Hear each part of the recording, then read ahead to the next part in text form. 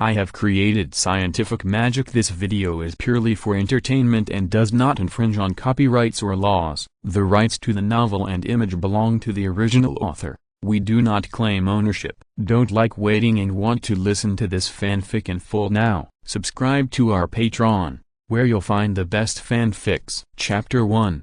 The Wizard's Apprentice and Magic. Thirst, heat, sleepiness. Under the influence of strong discomfort, Lin En slowly opened his eyes. What came into view was a ceiling covered with cobwebs, and the unfamiliar scene around him made Lin En's brain crash for a moment. This is a house of less than 30 square meters, probably because of years of disrepair. The wooden walls around it look very dilapidated, and the gray frame is full of dust and traces of corrosion by insects and ants. The interior of the house is also in a mess. Many sundries and garbage are randomly piled in the corners. There are dozens of uncovered pages scattered on the ground, leaving only a narrow path for passage. Where am I? Could it be that I have been kidnapped? Lin En rubbed his dizzy brain, sat up with effort, and was secretly beating his heart. He was sure that this was not any place he knew, so Lin En had to prepare for the worst. There was a high probability that he was kidnapped. 071. Show me where I am now, Lin En subconsciously asked in his mind,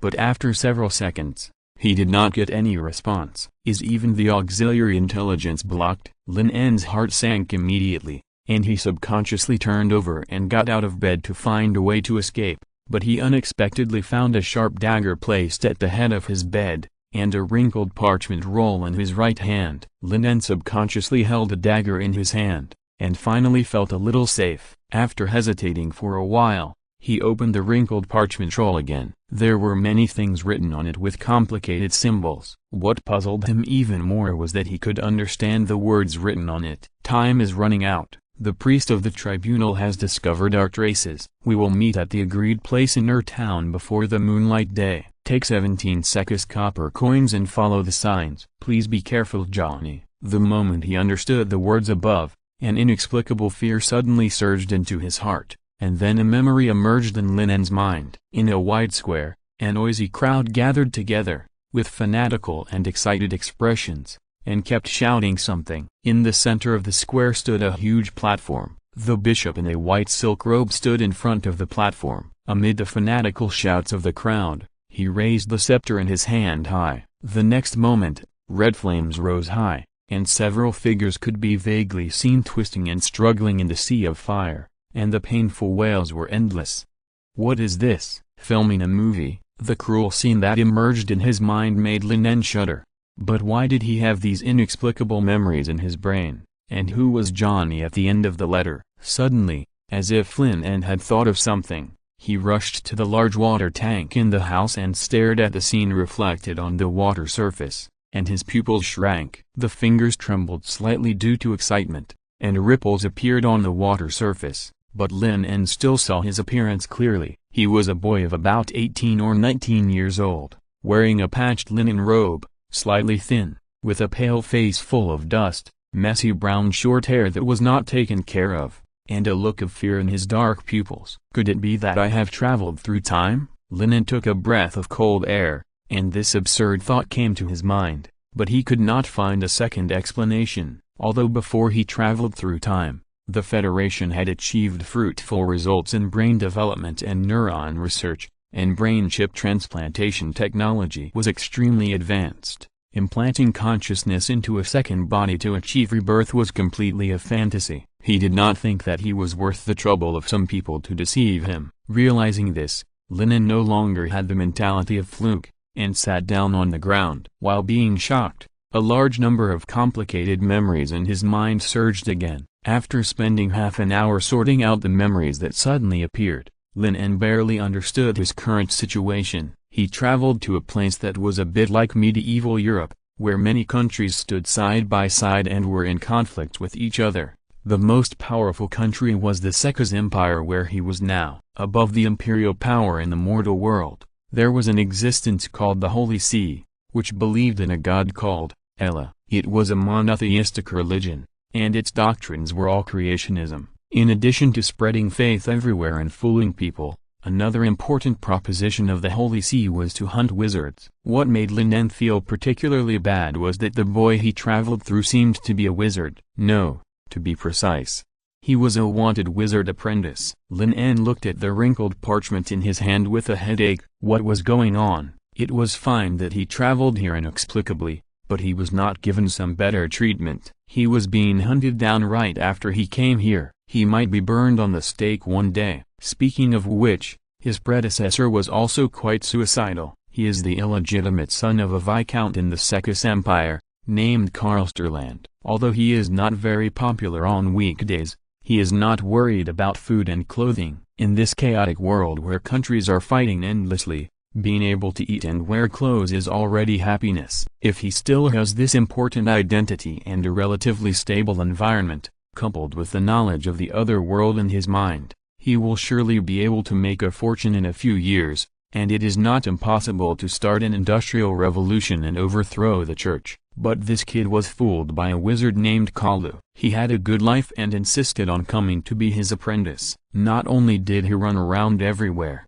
but he also had no food to eat. Just 4 days ago, his mentor Kalu actually intended to abduct the duke's daughter, but unfortunately he failed to fool her this time, so the court received the news the next day and arrested Kalu before he could run away. After receiving this news, Karl hid in this secret base, feeling anxious all day long. In the past 6 months of following his mentor Kalu, Karl had witnessed the scene of wizard apprentices being burned to death on the stake. He was afraid that the priests of the tribunal would suddenly rush in and take him away, so he didn't dare to sleep for several days. Finally, he lost consciousness in despair and fear, and then he crossed over. This is troublesome. Recalling this, Lin En whispered with a headache, and even considered whether to simply defect. In addition to him, Kalu has 6 other disciples, who should not have been caught yet, and he happened to know the names and appearances of these people. Perhaps being a tainted witness is also a way out.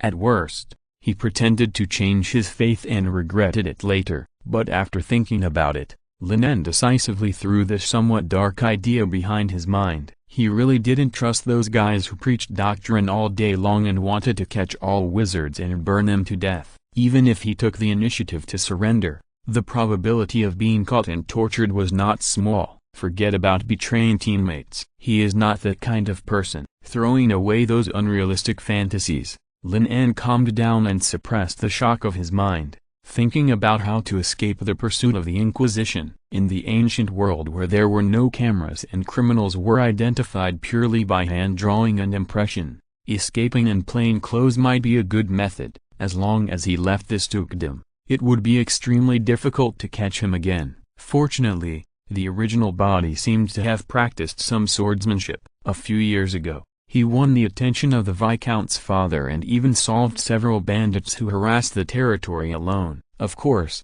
the premise is to keep a low profile and not show the magic he has learned casually, so as not to attract the pursuit of the Inquisition. Wait.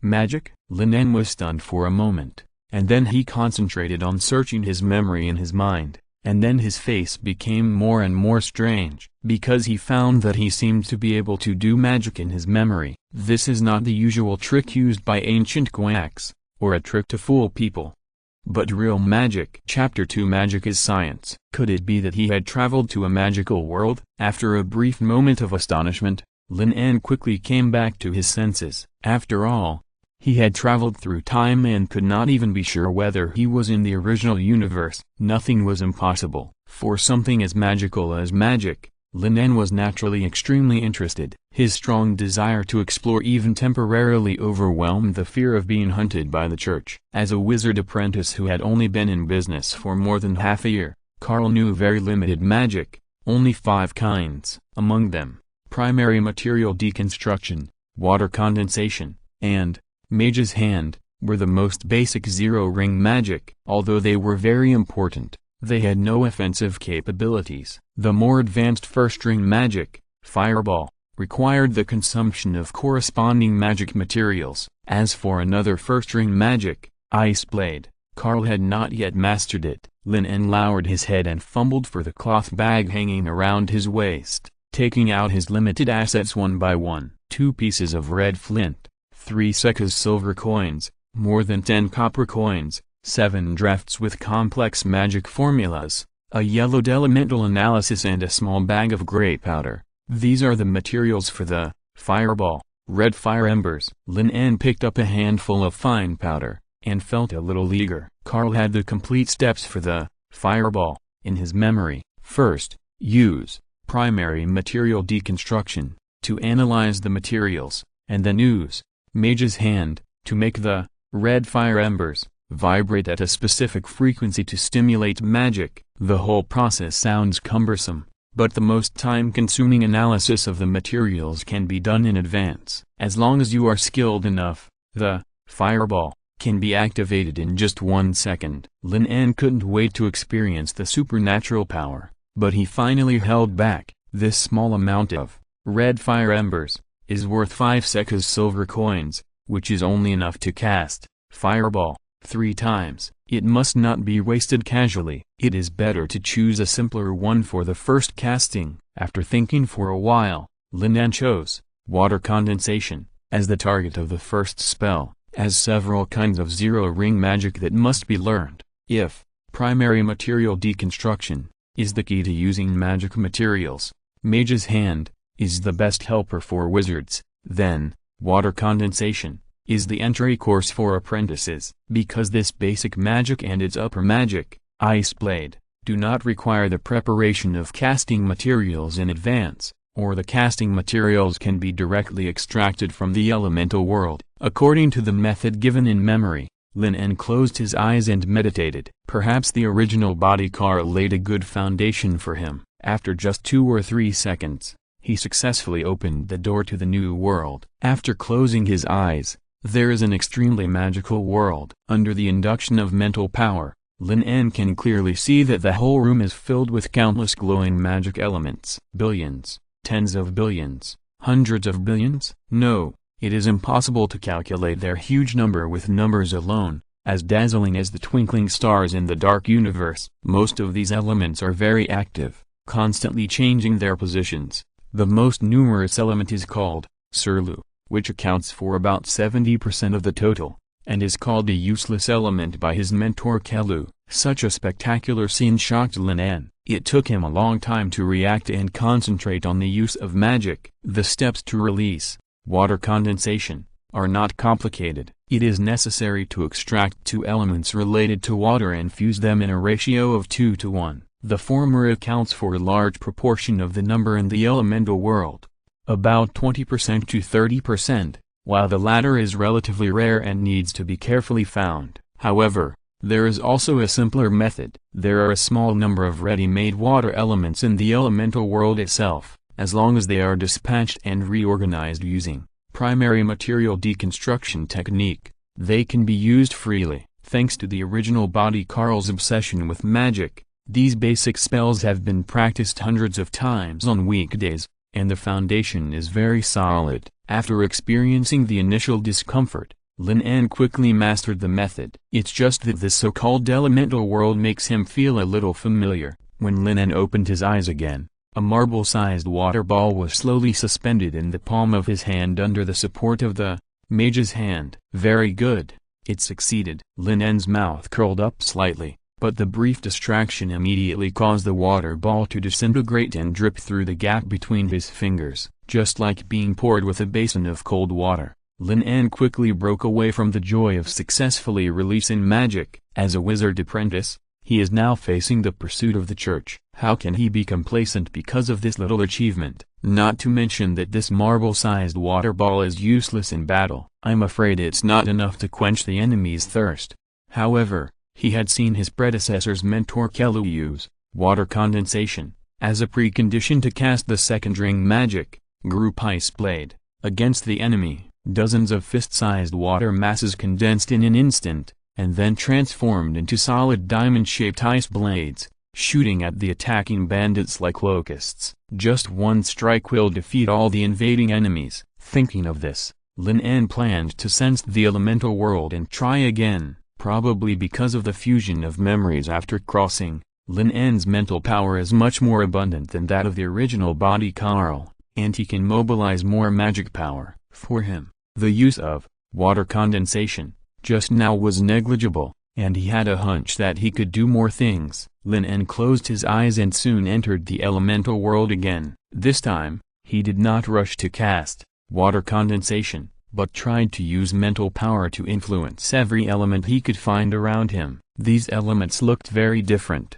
and gave Lin En a vague sense of familiarity. Some were even heavy and would make him feel mentally exhausted if he moved a little. After being completely immersed, Lin En suddenly noticed a strange phenomenon. The elements floating in front of him were actually absorbed into his body at a strange frequency, and then expelled, and the cycle continued. Does the wizard's body need to regularly ingest these magic elements? This doubt suddenly emerged in Lin En's mind, and after careful observation, he made an amazing discovery, because this phenomenon was clearly caused by his own breathing. Wait, isn't this oxygen? Lin En was stunned for a moment, and couldn't help but take a breath of cold air. In his eyes, the tall and mysterious image of the magic elements collapsed immediately. He didn't recognize it immediately before because he didn't see these elements intuitively, but perceived them through mental power in a very metaphysical way, and then used magic power to exert influence. And the proportion of chemical elements in the air in this world is also somewhat different from that in the previous life,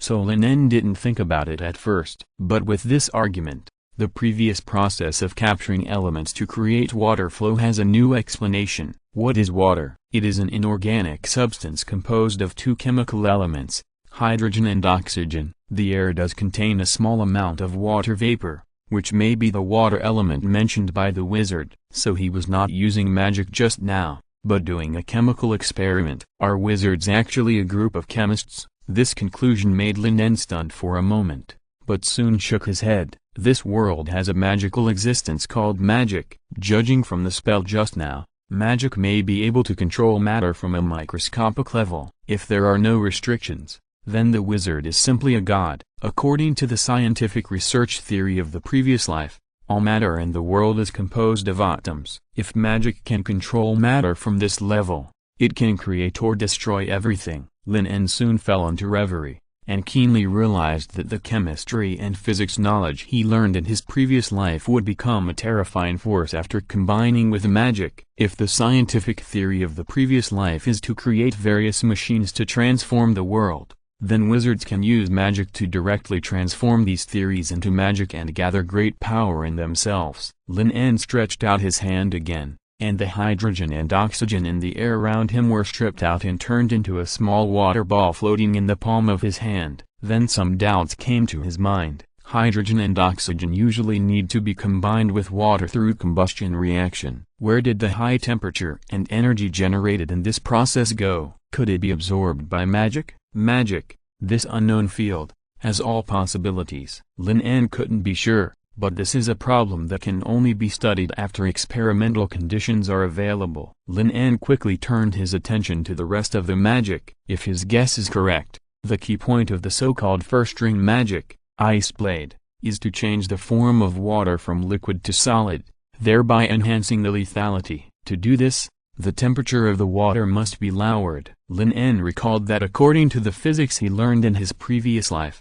temperature is a manifestation of the average kinetic energy between molecules in an object. Molecules collide with each other, creating and transferring heat. In other words, he needs to slow down the movement of water molecules. Lin En's mind moved, and the extremely active water molecules in the palm of his hand became slower and slower under the influence of magic, and they piled up tightly together. Almost instantly, the small water balls condensed into transparent ice crystals. Just when Lin En was surprised that his guess had come true, a prompt sound suddenly rang in his mind. Special energy detected. Source unknown. No record in the database.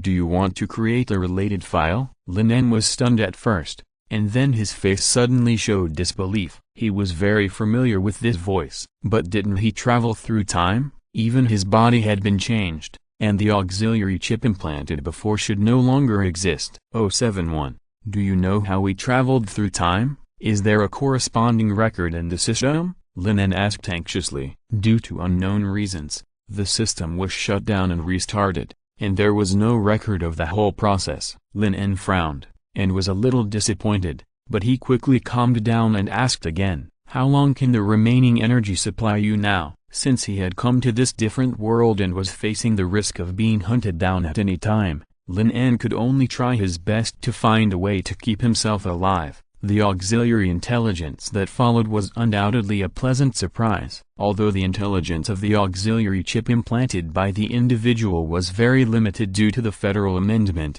thanks to his identity as a data storage clerk in his previous life, 071's interior stored a lot of scientific and technological data from his previous life. In this strange world where science and magic coexist, the importance of these data is self-evident. Energy remaining 37.6%, special energy detected, can be used to supply system operation. Special energy refers to magic power. Lin En thought for a while, and the various characteristics displayed by magic power made him feel extremely surprised. If he was still in his previous life, he would have plunged into the laboratory by now. It's a pity that he is now just a wizard apprentice who has no money and power and is being hunted by the church. It's not certain whether he can see the sun tomorrow. Lin En sighed, and then said solemnly, 071, create a new file and name this special energy magic power. Loading the database, taking advantage of this gap, Lin En turned his head and looked at the diamond-shaped ice blade that was floating in the palm of his hand.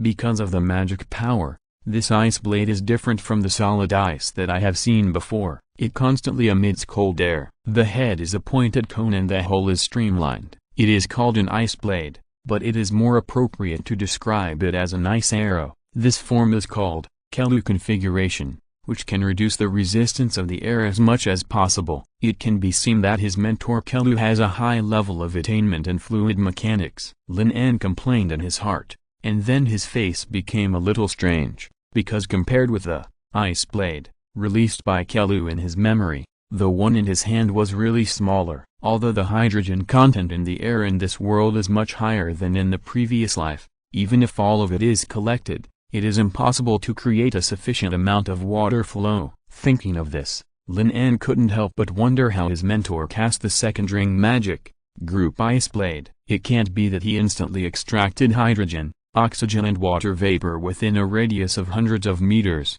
right? If he had this ability, Kelu wouldn't need to cast multiple ice blades. The enemy would probably die of lack of oxygen. Unable to figure it out for a while, Lin En didn't get too tangled up. Looking at the ice blade floating in front of him, he suddenly had an idea. 071. Retrieve the relevant information about armor-piercing arrows and barbed arrows. Lin En muttered in his heart. The next moment, a huge amount of data streams flashed on the retina one by one. Countless pictures, information and simulated three-dimensional models made Lin En very confused. Replace the production material with ice, and optimize and reorganize it with stability, reducing air resistance, and having the greatest lethality as the goal. Lin En touched his chin and spoke again. The image suspended on the retina quickly faded, and after just 1 second, a brand new three-dimensional figure appeared in front of him. Lin En recorded the three-dimensional image in front of him firmly in his mind,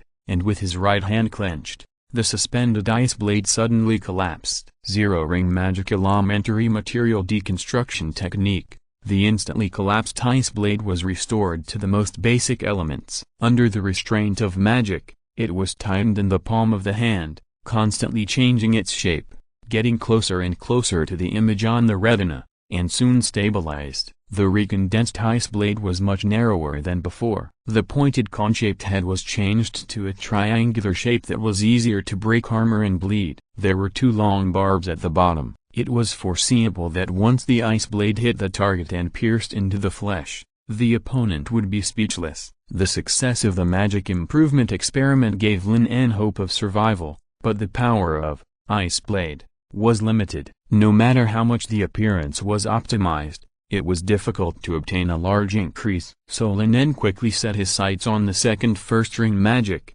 Fireball, mastered by Carl. Unlike the raw materials that can be extracted from the air when using ice blade, the activation of Fireball requires the use of the magic material, embers of red fire. Lin En guessed that this should be a flammable substance, which can expand and burn rapidly when heated by friction under the constraint of magic. If his guess was correct, Did it mean that he could use other flammable substances to release this magic? 071. Find out about the production and use of white phosphorus. Lin En muttered in his mind. White phosphorus is a colorless or light yellow translucent waxy substance with strong irritation and extremely low ignition point. Once it comes into contact with oxygen, it will burn violently, and the temperature can reach over 1000 degrees Celsius. What's more terrifying is that this white phosphorus fire is difficult to extinguish and has extremely strong adhesion. Once it comes into contact with the human body, it will quickly burn through the skin and muscles until it penetrates into the bone marrow. The gas produced by the combustion is also highly toxic. In his previous life, as a data storage clerk, Lin En had seen the scene of the Federation launching a new type of white phosphorus bomb. It was definitely a terrifying scene that he would never forget. The moment the missile exploded in the air, continuous rain of fire sprinkled all over the sky, igniting an inextinguishable sea of fire within a few kilometers. The scorching high temperature, the inextinguishable characteristics, and the terrifying toxicity made it difficult to escape the fate of death even if you hid in a bunker. Because white phosphorus bombs are so terrible, they were banned as anti-human weapons as early as the last century, and the federal districts only dared to study them secretly. However, the process of making white phosphorus is not complicated. There are detailed records in the auxiliary intelligent brain. As long as the materials are found, he can make it even without the help of instruments. Just as Lin En was thinking, a dull knock on the door suddenly sounded behind him. Lin En's face changed suddenly. He is now hiding in the slums of Nordland territory. Normally, no one would disturb him rashly, unless the witch-hunting team sent by the Inquisition has arrived. Chapter 3 Witch Hunter Blaney. In the evening, two uninvited guests arrived in the slums outside Nordland in the Sekas Empire. The leading man was about 30 years old, wearing a tight leather armor, a long sword on his waist, and dark golden hair scattered behind his head. He was out of tune with this dilapidated and decayed slum, and naturally attracted countless malicious eyes at the first time. The hungry mobs and thieves lurked in the dark, scanning the two people with sharp eyes like a knife. When they saw the holy light mark on the clothes of the two people, these peeping targets were instantly retracted. In the Sekas Empire, some people may not recognize the flag of the empire, but there will be no one who does not know the holy light mark. This is the symbol of the messenger of God. In addition to the clergy wearing the temple robes,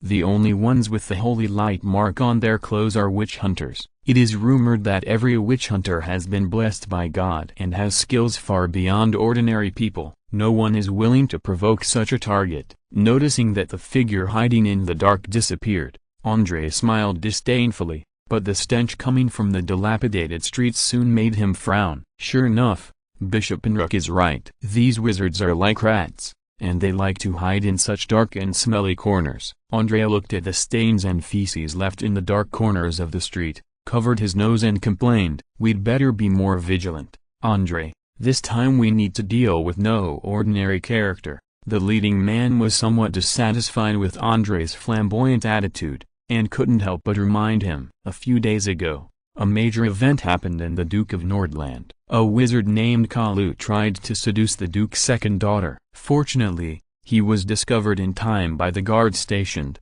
which prevented the Duke of Nordland's young daughter from being seduced by the devil. The cruelty of that encirclement and suppression war is still vivid. In order to capture this daring wizard, the Duke of Nordland sent 2 battalions of guards to pursue him, but even so, he still suffered heavy losses. In the end, if the Bishop of the Holy See had not arrived, the Duke of Nordland would have lost face. And their target this time is the opponent's apprentice, who is also a wizard. "Don't worry, Bryony," Andrei sneered. "This time we are dealing with a wizard apprentice who has only been exposed to magic for a few months. These people usually only know 1 or 2 tricks. Believe me, a farmer waving a hoe is more difficult to deal with than them." In the more than half a year since he joined the witch-hunting team, he has participated in several hunting operations against wizards. At the beginning, Andrei was terrified of the wizards who were inspired by the devil in the legend. However, after the real contact, Andrei found that those wizards were not as scary as he imagined. Most of them were not a threat, their magic power was limited, and some were not even as reliable as the siege and the long sword. As for those apprentices who were not good at learning, they could only be described as trash. Once they were distracted, they could not cast magic in battle and could only be slaughtered. What satisfied Andrei the most was that the bounty for capturing these wizards was very high. The Duke of Nordland was even more generous. If they captured an apprentice alive, they could get a full 6 sekus gold coins, which was enough for them to spend lavishly for a long time. Of course, if they killed them, it would only be worth half the price. Bryony glanced at Andrei and did not refute, but he was still on guard. In his impression, those witch hunters who believed in intelligence often did not live too long. The slums outside Nordland were not big, and there were very few people. With his identity as a witch hunter, Andrei confirmed the target's hiding place from a homeless man with a little threat. It was a building that could hardly be described as a house.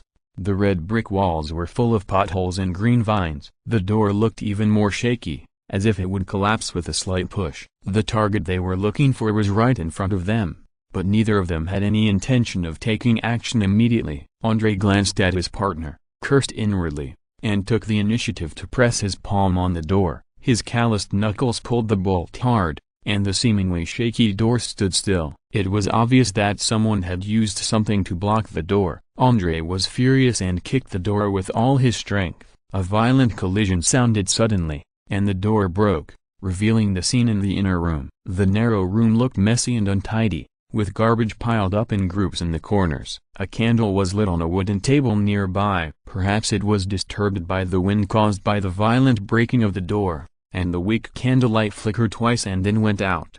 The originally bright room suddenly became very dim, with only a little light shining through the wide-open window. It was vaguely seen that the worn blanket on the bed was dragged on the ground and extended to the window. Bruni, who followed in, scanned the room and was soon attracted by the note that fell on the ground. Andrei, who entered the room first, also noticed this. He bent down to pick up the crumpled note. After seeing the content on it, his face became very ugly. "Damn, it seems that we are late. This kid has already gone to meet other apprentices," Andrei said angrily. Combined with the environment in the room, he immediately figured out what happened. The target they were going to capture, the wizard apprentice, received the news before they arrived. He didn't have time to pack up his things and ran away in advance. However, judging from the candlelight that never went out and the residual warmth on the bed, the other party should not have gone far. Thinking of this, Andrei was very anxious and wanted to leave immediately. These were 6 sekus gold coins,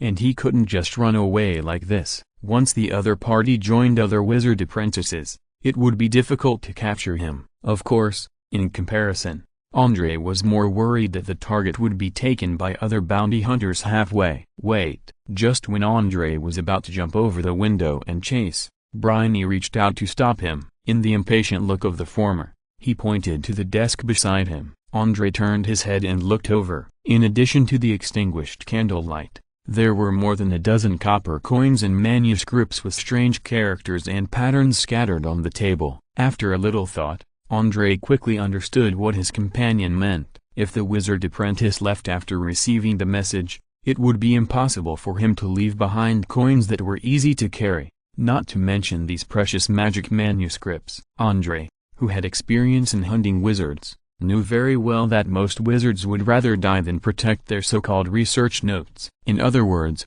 the other party might still be hiding in this room. Andrei sneered. The traces of the blanket dragging on the ground, the wide-open windows, and the dropped notes all hinted that the other party had escaped. It was obvious that the wizard apprentice had played a good trick, trying to mislead them to another place. It might be a trap, and he almost got fooled. At this moment, Lin En, who was hiding in the dark, was sweating profusely. His spirit became more and more excited in this fatal crisis. Under the influence of magic, his spirit continued to spread around. It could even affect the flow of air to a certain extent, thus extinguishing the candlelight, and there would be no sound when breathing. Thanks to this, he was able to hide under the eyes of the two witch hunters. Bryony ignored Andrei, who had awakened, and looked around the room, and soon looked at the dark red cabinet next to the vertical window. The cabinet is only shoulder high, with its surface covered with dust. It is very close to the wide-open window, and is not very noticeable in this shabby, drafty little house, but it is large enough to accommodate a curled-up adult man. Thanks to book friend DSF23DD for the 1,500 Kidian coins reward, and book friends 20180222162706940 and I'm really lonely with you for the 100 Kidian coins reward. Chapter 4 The Reckless Die from Recklessness. Blaney imagined in his mind that if he searched the cabinet without knowing, the other party could launch a surprise attack by hiding under the clothes, and if he failed, he could jump out of the house through the window. This is undoubtedly the best hiding place in the whole house. Realizing this, Blaney did not hesitate at all and drew his sword without warning. The sound of the sword blade passing through the scabbard sounded in the house. Almost instantly, the silver-white sword pierced into the wooden cabinet like a knife into butter, and then the closed wooden cabinet was cut open with a horizontal pull of the sword. Wood chips and rags were scattered in the air, but the expected bloody scene did not appear. Blaney frowned slightly, and was a little surprised. Did he make a mistake in his judgment? Was the goal this time just to be careless and leave these things in the house? Andre, who was standing by, was startled by his companion's sudden sword drawing. He was about to laugh at Blaney's misjudgment, when a dagger suddenly stretched out from the dark shadows in the narrow gap between the bookshelf and the wall and chopped down at Andre's neck. It was Lin En who did it. The moment Andre and Blaney found the coins and manuscripts on the table, Lin En knew that he could not escape this time. The narrow gap where he hid had no cover, and he only relied on shadows and visual dislocation as a means of hiding. This was undoubtedly an extremely dangerous place, but the two came too fast. Lin En, who had just experienced the crossing and whose mind was extremely confused, had no time to find a more suitable place, let alone time to arrange it, and even had no time to pick up the parchment roll that fell on the ground. Once the two found that there was no one hiding in the cabinet and turned to search the house carefully, they would soon find themselves. So Lin En did it without hesitation. Considering the lethality, Lin En did not use the ice blade that he had initially mastered and improved. The lethality of the dagger within 3 steps was far more reliable than the magic he mastered. The opportunity was chosen when Andre saw the flying sawdust and relaxed his mind. However, this sword that was bound to win missed. The moment Lin En made his move, a strong sense of crisis surged into Andre's heart. Before joining the witch-hunting team, Andre was a well-known mercenary who had been wandering on the edge of life and death for many years. Andre was very familiar with this feeling that went deep into his bones. His keen intuition obviously saved him again. At the moment when the dagger chopped down, Andre tried his best to deflect his body and avoid being separated from his head, but Lin En's sudden attack came too fast. Even though Andre made an evasive move at the first time, he could not completely avoid it. The sharp dagger scratched his neck and left a deep blood mark. Red blood continued to flow out of the wound. Andre was shocked and angry. The pain from his neck warned him that he almost died. Asshole! Andre was furious, and swung his knife with his right hand, intending to chop Lin in half. The knife was so fast and heavy that Lin could hardly react, but his body naturally made a parrying movement. When the swords collided, the teeth-grinding tearing sound continued to echo in the house. Before this, Lin had never had the experience of drawing a sword and chopping people, but fortunately, his original body Carl was well trained and his muscle memory was still there. Carl relied on this excellent swordsmanship to intimidate those neighbors with bad intentions in the slums. However, this time his opponent was not an untrained bandit, but a witch hunter who had taken the divine grace potion, was far more skilled than ordinary people, and was ruthless. Andre's knife skills were completely unsystematic,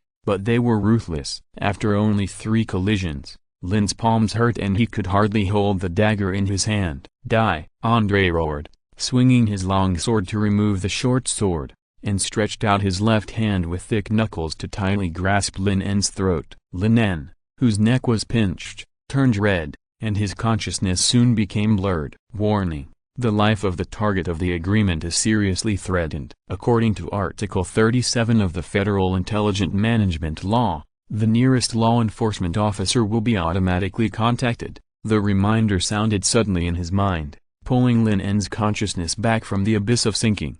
and a glimmer of hope for life rose in his heart. Warning, no signal. Warning, not connected to the network. Please go to the highest point nearby as soon as possible, search for satellite signals, and call the federal emergency number in time. Fuck. Lin En cursed inwardly, and then he remembered that he had traveled through time and space, and he couldn't even be sure if he was in the same universe. Damn, he should have saved the money for buying a new ship and upgraded the intelligence of this broken thing. Where can he find a satellite signal now? Even if he can, does he have to let the federal police drive a spaceship to rescue him? But at this moment, Lin En had no time to regret. The hand that was strangling his neck was tightening little by little like the god of death. Warning, no signal. Emergency plan activated. Maximum survival probability analysis, based on user agreement, will automatically connect to the neural network. The prompt sound in his mind became more and more urgent, but Lin En could no longer hear it. At this moment, he only felt that his brain seemed to explode, and his soul seemed to be separated from his body, looking at the world in a strange state. Lin En's drifting mental power continued to extend like ripples, and his perception of the elements became clearer and clearer. Brown hair, black eyes, it seems that I have found the right person. Seeing that Andre easily subdued the target, Blaney's hand on the hilt loosened and turned to look at Lin En. Very capable, little mouse, you can hide so well, so you might as well cut off one hand and the next leg, Andre said with a grim smile. Not sure if it was an illusion, he vaguely felt that he was a little short of breath, and his anger continued to surge. If Andre hadn't suddenly remembered that a living person was more valuable than a dead person, he would have wanted to kill Lin En immediately. Blaney was not surprised by his companion's cruel proposal, and just reminded him casually, just cut off one hand, otherwise you can find a way to carry it back by yourself. Remember to be quick.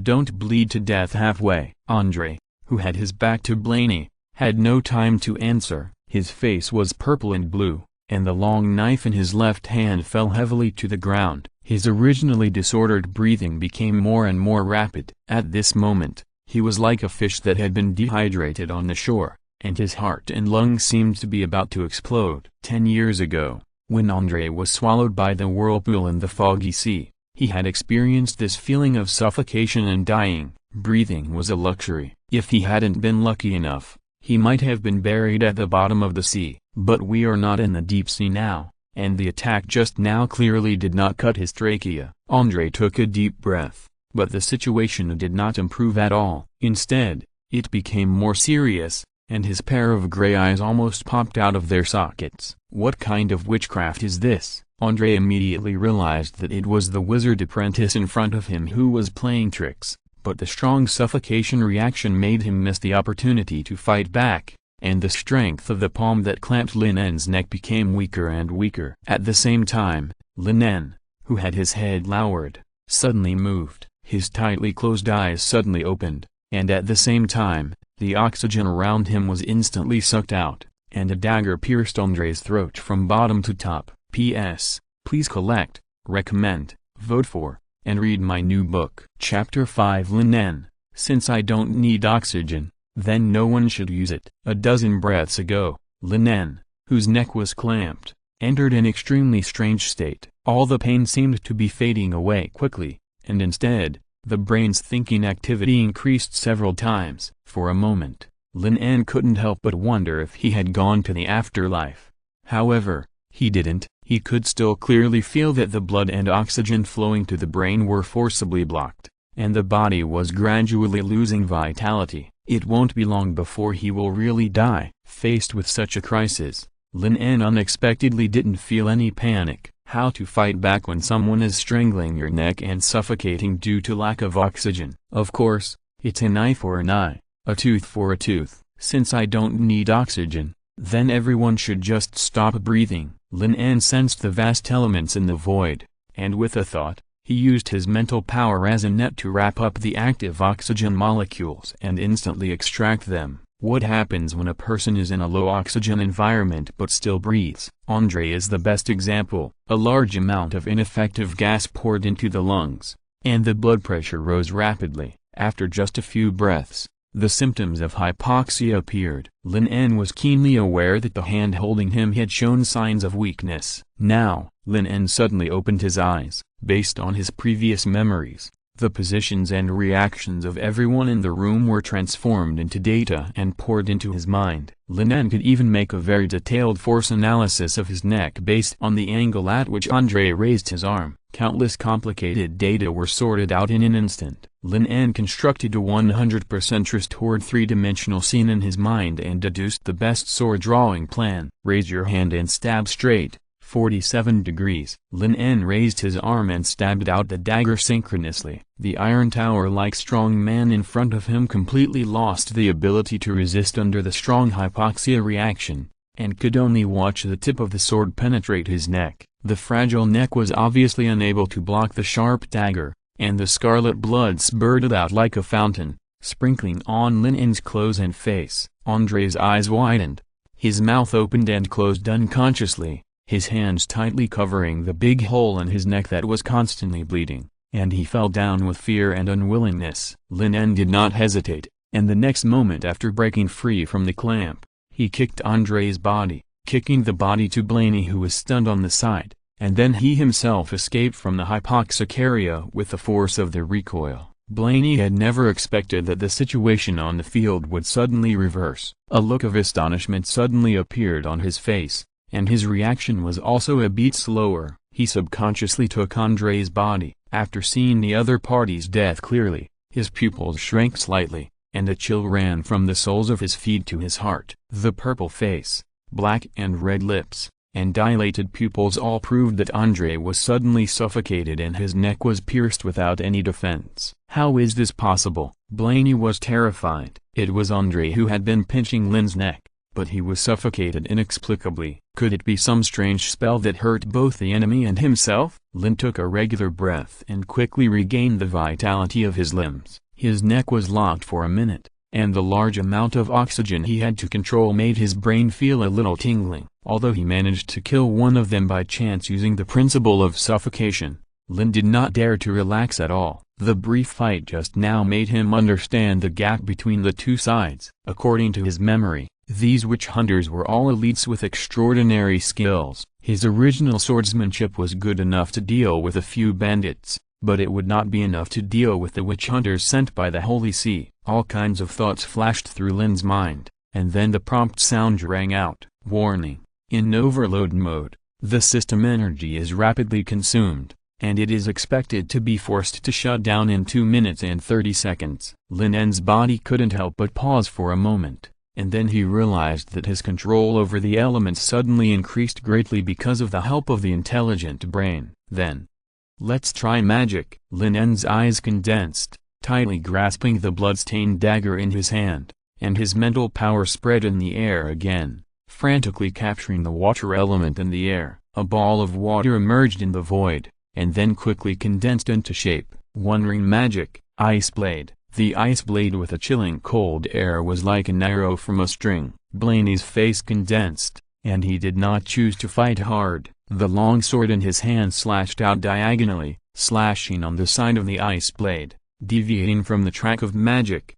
However, in this moment of pause, the preparation for casting the spell was completed. The gray powder was suspended in Lin En's palm, and then suddenly turned into a ball of hot fireball. That was another wondering magic that Lin En mastered. Fireball. The temperature in the room suddenly rose. As first-ring magic, the power of fireball was much stronger than that of ice blade. The most important thing was that there was no way to avoid it in this small room. Bryony smelled the smell of death, and suddenly kicked the shattered cabinet, knocking it towards the violent fireball, and then turned Andre's body over and covered himself with it as a meat shield. The next moment, the fireball hit the shattered cabinet and exploded violently, and the scorching flames filled the entire room. Lin En stared at the scattered smoke and dust in front of him, panting hard. He didn't have a clear idea of the power of the first-ring magic, but judging from the effect, it would not be weaker than a grenade plus an incendiary bomb. If he took it head-on,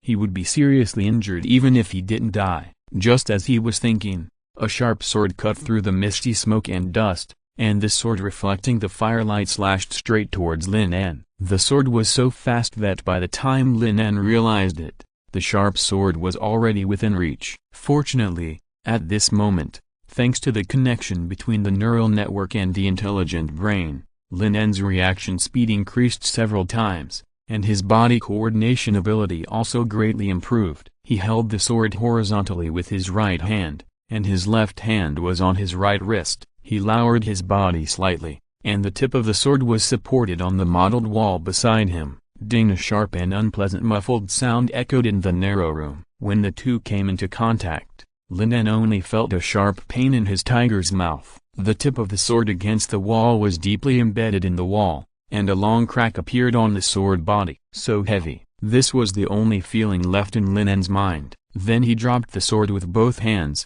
sank to the ground, and rolled over a few times to avoid the kick. The sharp sound of wind passed over his head, followed by another muffled sound. Lin En turned his head and looked over. A groove had been kicked out of the mottled wall. The force on the wall is about 1.75 tons, and there's a 65% chance that it was hit by a bison. A flash of data analysis flashed through Lin En's mind, and his pupils shrank slightly. If he was kicked head-on, his internal organs would definitely explode. Human body modification, cyborg, fighting spirit. Lin En knew very well that a normal person, even after the most scientific professional training, would never be able to kick out such a terrifying force. This completely exceeded the limits of the human body. Chapter 6. This is my last magic. Such a character is just a witch hunter, and he is also used to capture a weak wizard apprentice like himself. Lin En was a little unbelievable, but the reality is not a fighting arena. You will not be matched with an opponent of equal strength. Begging for mercy or surrendering is meaningless. There is only a life and death battle. Ice Blade.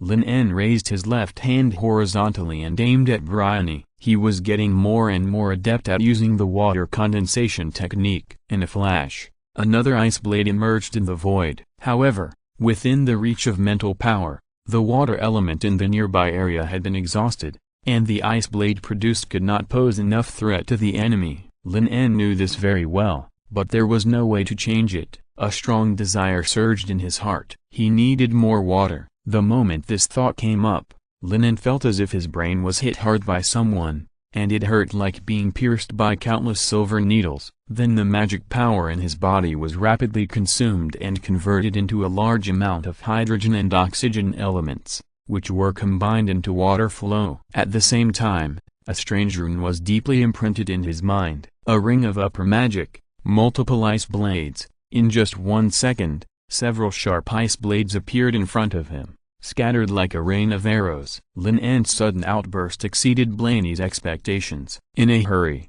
the long sword turned from attack to defense. Even though the reaction was extremely fast, an ice blade still passed the long sword's protection and pierced into the abdomen. Blaney immediately felt a piercing cold, and the crystal ice crystals were spreading rapidly along the abdomen. Blaney, who was very aware of the strangeness of magic, did not dare to be negligent. He held the ice blade in his right hand and pulled it out with all his strength. Due to the special structure of the ice blade, the barbs were embedded in the flesh. When it was forcibly pulled out, red blood gushed out immediately. The severe pain made Blaney tremble all over. The wound on his abdomen was already bloody and fleshy. What was more dangerous was that the cold air was spreading rapidly, and he lost consciousness in the wound in an instant. However, Blaney's cruelty was beyond Lin's expectation. After realizing that the wound on his abdomen would affect the next battle, he grabbed the handle of the cabinet door that was burning with flames and pressed it directly towards his abdomen. The hot flames and the blurred flesh and blood intertwined. Blaney's vein suddenly appeared, and he kept roaring. Waves of light smoke came out from the contact point. The blurred flesh and blood were almost half-cooked, and no more blood flowed out. The piercing cold also disappeared with the baking of the flames. This horrible scene made Lin En frightened. Whether Blaney ruthlessly used the corpse of his companion to block the knife or relied on fire to stop the bleeding, he knew that this was not an easy character to deal with. Taking advantage of Blaney's distraction, Lin En did not hesitate to break open the door and escape. Without the dagger for protection, he had no chance of winning in the narrow room. Blaney glanced at Andre's charred body, and chased after him with his right hand tightly holding the long sword. In the evening, in the slums outside Nordland, two figures, one chasing and one fleeing, walked through the narrow and dilapidated streets. The sky was getting darker and darker, and one after another, Ice Blade, whizzed past, hitting the ground and walls without any rules. Every time Lin En cast a spell, his brain would feel a sharp pain, but now Lin En could no longer care about so much. Once he stopped casting the spell, the opponent would rush forward and pierce his head with a sword. In contrast, Blaney, who was chasing behind him, seemed to be at ease. His sharp eyes caught the flying ice blades, and he dodged from time to time, keeping a distance from Lin En. Blaney was so careful. After all, the cunningness of this wizard apprentice was rare in his life. Whether it was the misleading notes in the room, the sudden burst of ice blades and fireballs that injured him, or the weird witchcraft that showed weakness to the enemy and killed Andre, they all left a deep impression on him. So even if the opponent seemed exhausted, Bryony did not dare to act trashly. He was like the most patient hunter, consuming Lin En's strength bit by bit until the prey fell down and died. As they chased and fled, the two were getting farther and farther away from the city. An unpleasant stench filled the surrounding area. Bryony then discovered that Lin En had fled to the abandoned lower city area in a panic. The entire Nordland territory is low in the south and high in the north. The main city area is built on the banks of the Yin River in the north. More than 10 years ago, the Duke of Nordland, who returned from the Holy City, was dissatisfied with the messy and smelly appearance of the main city area, so he ordered the craftsmen to dig a small canal to drain all the artificial waste in the main city area to the lower reaches of the Yin River. This was a hardship for the poor people who lived in the lower city area and relied on the Yin River for water. However, the Duke of Nordland did not care about the lives of these untouchables, so over time the entire lower city area was slowly abandoned, and only a very small number of scavengers would choose to stay in this place. Blaney couldn't help but worry that there were other wizard apprentices hiding here. Just when he made up his mind to fight quickly, Lin En, who had been running away, suddenly stopped in a staggered alley. The concentration should be enough. Lin En confirmed it for the last time, and the strange runes in his mind were instantly activated. 7 ice blades appeared out of thin air, shining brightly in the afterglow of the setting sun, forcibly converting a large amount of magic power into hydrogen and oxygen. The sequelae that came with it became more and more serious. Lin En felt that his brain was about to explode. The magic power had been squeezed to the limit. This was his last magic. The next moment, these ice blades automatically divided into two groups, shooting straight at random, blocking all of Blaney's escape routes. Blaney's face became a little solemn, and his eyes looked straight ahead. Even he couldn't completely block such a large number, but if he risked getting hurt. Fortunately, these ice blades seemed to have lost their accuracy. Most of them just passed by him, and only 3 were facing him. A fight of trapped beasts. A trace of mockery appeared on Blaney's face. In the previous pursuit, he found that when Lin En cast the spell, it was not really out of nothing. At least it had a huge loss of spirit. Obviously, the opponent was almost at the limit. Blaney's mouth curled up slightly, and the long sword slashed accurately on the attacking ice blade, one by one, but he did not notice a red ball flying in the ice blade. Choked the sword and the ball collided, scraping out extremely gorgeous sparks. The strange and different shock made Blaney stunned for a moment, and then he realized that he had hit a piece of flint. P.S. Breathing in a low oxygen area and holding your breath at ordinary times are two different concepts. In addition, I ask for everything for the new book, and it will be updated twice a day, and the update time is set at 12:30 noon. Thanks to the book friend Yu Diandian Meng for the reward of 200 starting coins, Susan Naiman, Bloodstained Underworld Sunshine, Inkstained Thousand Autumns, Shui Zhuan Hangxia, and Suikun for the reward of 100 starting coins. Chapter 7 I will reveal the truth of this world to you. When the sword and the stone collided, brilliant sparks spread rapidly around like a spider web. An inexplicable palpitation suddenly filled Blaney's brain, but before he could react, everything in front of him was covered by the leaping flames. Boom! A violent explosion sounded in the quiet lower city. Lin En, who was not far away, was also knocked to the ground by the aftermath of the explosion. At the same time, the prompt sound of the intelligent brain also sounded. Energy is exhausted. Overload mode ends. Ahem. Lin En got up from the ground in a mess, and then felt a sense of emptiness. The continuous casting of spells had drained his magic power. Compared with Lin En, who was affected, Blaney, who was in the center of the explosion, looked much more miserable. After the smoke and dust dispersed, Lin En couldn't help but take a breath of cold air. Blaney, who was in the center of the explosion, looked like a person. The right arm holding the sword was blown off in half. The exposed skin was black and red, the leather armor on the chest was broken and cracked, and the rotten fleshy and white bones could be vaguely seen inside. What was even more terrifying was that the violent explosion instantly drained the surrounding oxygen, and Blaney's shrill screams lasted for more than 10 seconds before stopping abruptly. Lin En couldn't help but feel a little palpitated. He had heard about the power of methane explosions on TV news, but this was the first time he had really seen it directly, especially this time he made it himself. If Blaney was not too far away from him, the trajectory of the fireball would be easy to judge and easy to avoid, and he would not take the risk of using the principle of methane explosion to lure and kill the opponent. Thanks to the magical power that allowed him to control the flow of air to a certain extent, and the fact that there was no shortage of raw materials in the lower city, it was not easy to reach a concentration sufficient to cause an explosion. Lin En picked up the long sword that fell on the ground and cautiously went forward to check on Blaney's condition.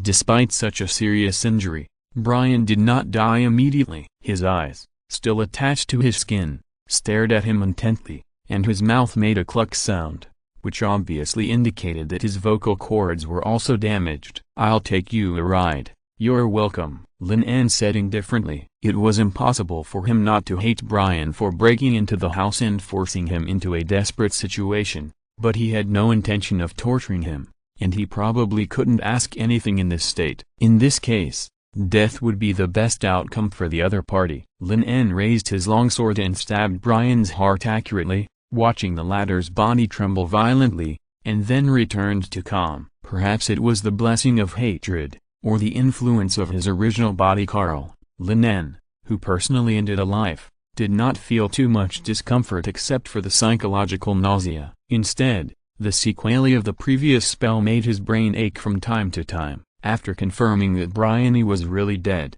Lin En's tense expression finally relaxed, and his body suddenly shook, and he leaned on the long sword in his right hand to avoid falling to the ground. 071. Lin En called softly in his mind, but got no response. Thinking of the previous prompt tone, he immediately understood that the intelligent brain might have consumed too much energy, so it was temporarily shut down. In this regard, Lin En had no good solution, and could only wait for 071 to replenish its energy. At this time, his heart was full of confusion. What exactly is the magic power used by the wizard, and why can it control chemical elements? And the strange runes that just appeared inexplicably in his mind. What made Lin En most confused was that in the overload mode of the intelligent brain, he could even directly convert magic power into hydrogen and oxygen. Does that mean that magic power can also be converted into any other element? If it can, then the magic of this thing will probably far exceed his expectations. Come with me. I will reveal the truth of this world to you.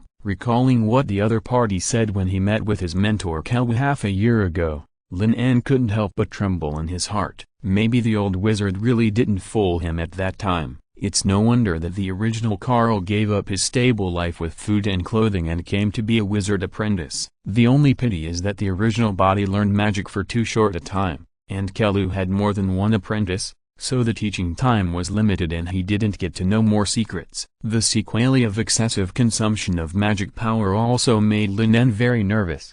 When he cast a spell for the last time, he almost thought his brain was about to explode. His body was even weaker, as if he had a serious illness. He wanted to lie down and have a good sleep, but Lin En knew that now was not the time to rest. Although he had solved 2 enemies, the fighting in the slums was not small. I'm afraid it won't be long before it will be reported to the local court of justice, and the other party will definitely send more people to arrest him. The top priority is to find a place to stay as soon as possible and find a way to contact a wizard. Lin En looked down at Blaney's body, poked it with a sword, cut open the damaged cloth bag on his waist, and a small pile of coins fell out. 1 Seca's gold coin, 7 silver coins, and more than 10 copper coins. Seeing that these well-made coins were not destroyed by the explosion, Lin En felt a little better. As the illegitimate son of a noble, he was not very rich. In addition, he had been away from home for half a year and occasionally had to support his mentor's research. During this period, he could not even afford to eat. With this windfall, he did not have to risk returning to the shabby house. Going back now would most likely be a dead end. Lin En bent down to collect the coins and picked them up. He unexpectedly found that a parchment roll fell out with the coins. Under the high temperature, most of the handwriting was completely invisible. Only characters such as, Town, Moon Shining Sun, Johnny, and 17 copper coins, could be vaguely seen.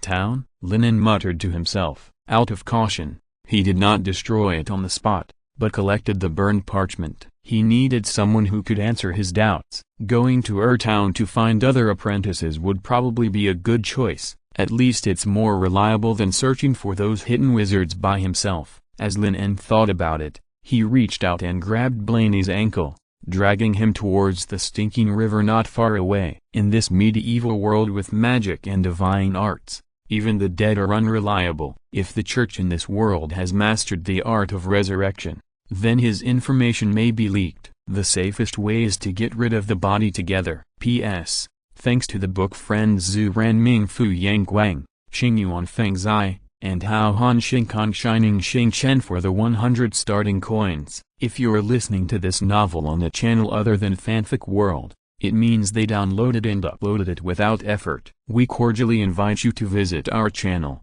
Mundo Fanfic Novelist. There you'll find the original version of this story and you can explore many other novels of various genres. We are waiting for you to immerse yourself in a world of incredible novels. Chapter 8. This is blasphemy against God. Bishop Unluck. This is it. I just saw the wizard and the witch hunter coming out of the house from a distance, fighting all the way here. A quarter of an hour later, in the lower city, a scavenger in ragged clothes and covered in dirt looked at the priests in front of him with a hunched back, and carefully told them everything he saw. Unluck said nothing, looking down at the marks on the ground that were burned by the flames. The red blood had turned dark red after the high temperature evaporation. The turned up ground and the fragmented flesh and blood residues all showed the fierceness of the battle. The cause of such serious damage was most likely the second ring magic, pyroblast. Where is the body? Unluck suddenly asked. There were obvious traces of fighting on the ground, but there was no body of Bryony. The scavenger swallowed his saliva and spoke with difficulty. After the witch hunter died, the wizard threw him into the Yin River. This is blasphemy against God. Before Unluck could speak, a middle-aged priest behind him shouted excitedly. Over the years, thanks to the wise actions of the Duke of Nordland, the entire lower reaches of the Yin River have long become a veritable filthy place. You should know that Blaney's identity is not just a witch hunter, but also a member of the Holy See's God Punishment Army. He even drank the God's Grace potion in advance, and has become God's messenger in the mortal world. The reason why he frequently participates in witch-hunting operations is just to increase his resume. But the wizard who was corrupted by the devil actually killed the other party cruelly and threw the body into the filthy Yin River. This is undoubtedly a provocation to the majesty of the Holy See. The scavenger's body trembled and lowered his head in fear. Unluck tightened his hand holding the scepter a little, and his anger continued to surge. He turned his head to look at the trembling scavenger and questioned him again. Did you see clearly what the wizard who killed Blaney looked like? Were there any other people involved? I just looked at him from a distance, Bishop. There shouldn't be a second wizard. The scavenger replied with a slight tremor. That man seems to have just reached adulthood, with brown hair, and is about the same height as you, Carl. Unluck muttered to himself, thinking about the other party's information in his mind. Before this, he had never paid much attention to this unknown wizard apprentice. After all, according to the information he had obtained, the other party had only been the student for about half a year, and was not valued by the wizard Kelu on weekdays. He was the least threatening of all the targets. But now it seems that this is not the case. Releasing the second-ring magic, pyroblast, and killing 2 witch hunters in succession, this is definitely not something that an apprentice who has just come into contact with magic can do, unless the other party has a powerful alchemical item, or is a former wizard like Kelu. A few days later, at the border of Nordland, in an inn in the town of Lin En, awakened from a nightmare, suddenly jumped up from the hard wooden bed, and then ran to the window as fast as possible to observe the scene outside the window. Seeing that everything was normal and no one came to surround him, Lin En breathed a sigh of relief. Since killing the 2 witch hunters in the slums 5 days ago, he has been worried about the follow-up pursuit of the Inquisition. He deliberately took a long detour to the town of and even forged some traces of escape. Perhaps his half-baked anti-reconnaissance technology really worked, or the Inquisition had no time to pay attention to him. A little wizard apprentice, so far he has not encountered any pursuers. But even so, the journey can only be described as hardship. Accustomed to the convenience of modern life, now suddenly coming to this place similar to the European Middle Ages, this contrast almost made Lin En collapse. After all,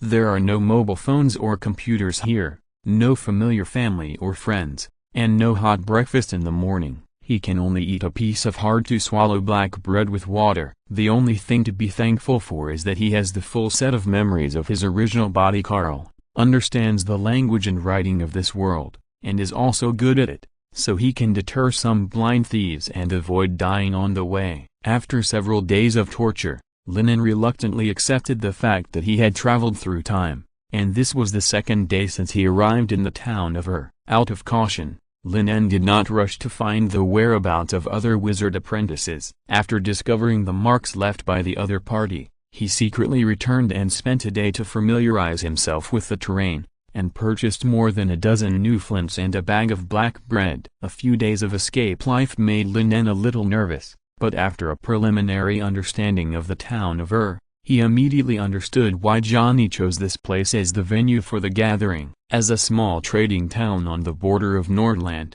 there are mixed people coming and going here, and caravans often come and go. 1 or 2 more unfamiliar faces will not be too eye-catching. As Lin En was thinking, he reached out and took the stone mortar beside him, put the flint that had been broken into blocks into it, and then ground it into fine powder with a small wooden stick. During the time he entered the town of in addition to looking for signs and familiarizing himself with the terrain, Lin En spent the rest of his time on making white phosphorus. White phosphorus is a single substance of phosphorus with a chemical formula of P4 and a white or light yellow translucent solid appearance. There are 2 common production methods. One is to mix calcium phosphate, quartz sand, and carbon powder into a mixture, heat it to 1400 to 1600 degrees Celsius, and then pass the generated phosphorus vapor into cold water to solidify into white phosphorus. The second is to isolate the air, heat the red phosphorus to 416 degrees Celsius,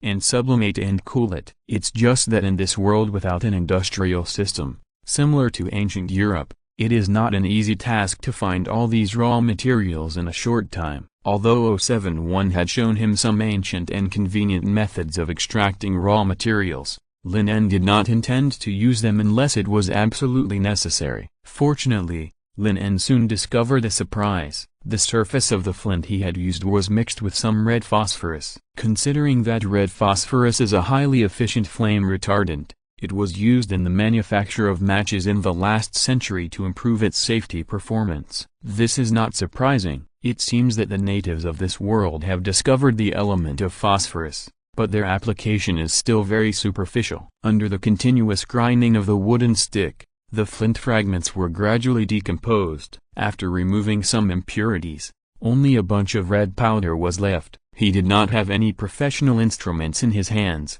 but the magical power was much easier to use than those scientific instruments. Master's hand. Lin En's mind moved, and the fine red phosphorus was automatically suspended as if it was inspired by something, and then under the effect of elementary material deconstruction technique, it was deconstructed into a basic molecular state. P.S. I want all new books. Chapter 9 White Phosphorus and Spell Slots. Lin En was concentrating on emptying the air around the red phosphorus as much as possible, while using the principle of accelerating the movement of molecules to increase the temperature. After more than 10 seconds, wisps of white mist drifted out, gathered together under the constraint of magic, and then quickly cooled and solidified into a ball of translucent yellow powder. This is white phosphorus. Knowing the horror of this thing, Lin En didn't dare to touch it with his hands. He held his breath and maintained the mage's hand throughout the process,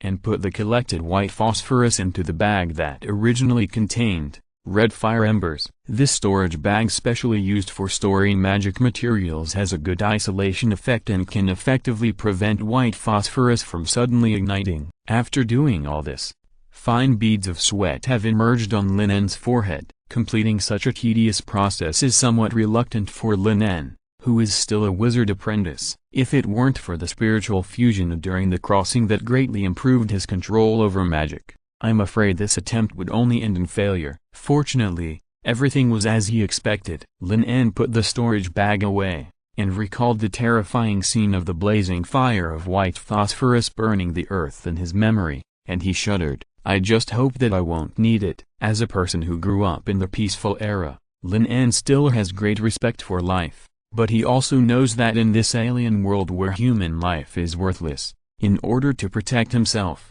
he can only die instead of his fellow Taoists. 071. After doing all this, Lin En silently called out in his heart. Since the intelligent brain was forced to shut down 5 days ago, this has become his daily routine. Obviously, there was no response this time. If it weren't for the slow loss of magic power in his body to supply energy to the intelligent brain, Lin En would have doubted whether 071 had completely disappeared. The intelligent brain is an important reliance for him to survive in this strange world. The fact that it can greatly improve his thinking ability after connecting to the neural network is enough to get him out of many crises. Not to mention that in that special state, he can transform magic power into elements and release magic without preparing materials in advance. Thinking of the scene of his mentor Kelby performing the second ring magic, group Ice Blade, Lin En had a vague guess in his heart that whether or not to use magic to transform elements might be the key to distinguishing between wizard apprentices and formal wizards. He was very sure that Carl,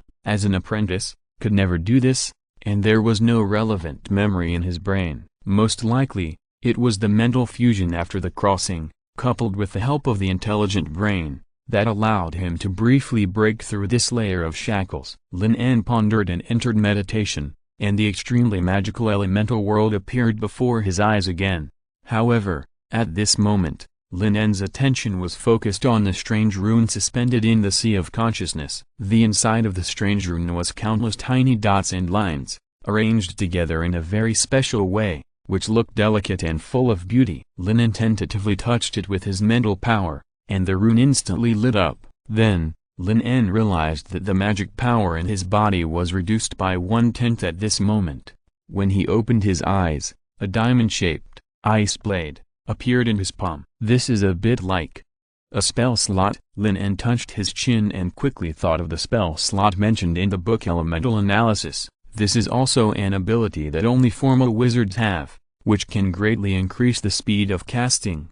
In general, the process of constructing a spell slot is a bit like programming work in the previous life. Various parameters are set in advance, and then when needed, the confirmation key can be pressed to immediately export the results. So the arrangement of this rune probably means 1 equal part of oxygen plus 2 equal parts of hydrogen plus reducing the speed of molecular movement plus special configuration equals ice blade. Well, I have to say, this is very scientific. Lin En tried several other magics with interest, but surprisingly, no new spell slots were formed. After thinking about it, Lin En quickly guessed the reason. In order to construct the corresponding spell slot, it is probably necessary to perform a complete first-ring magic without the help of spell materials. Thinking of this, Lin En had to temporarily give up the plan to continue to solidify the spell slot. Without the blessing of the auxiliary intelligent brain, he still had a big gap with the formal wizard. Lin En looked up at the sky outside,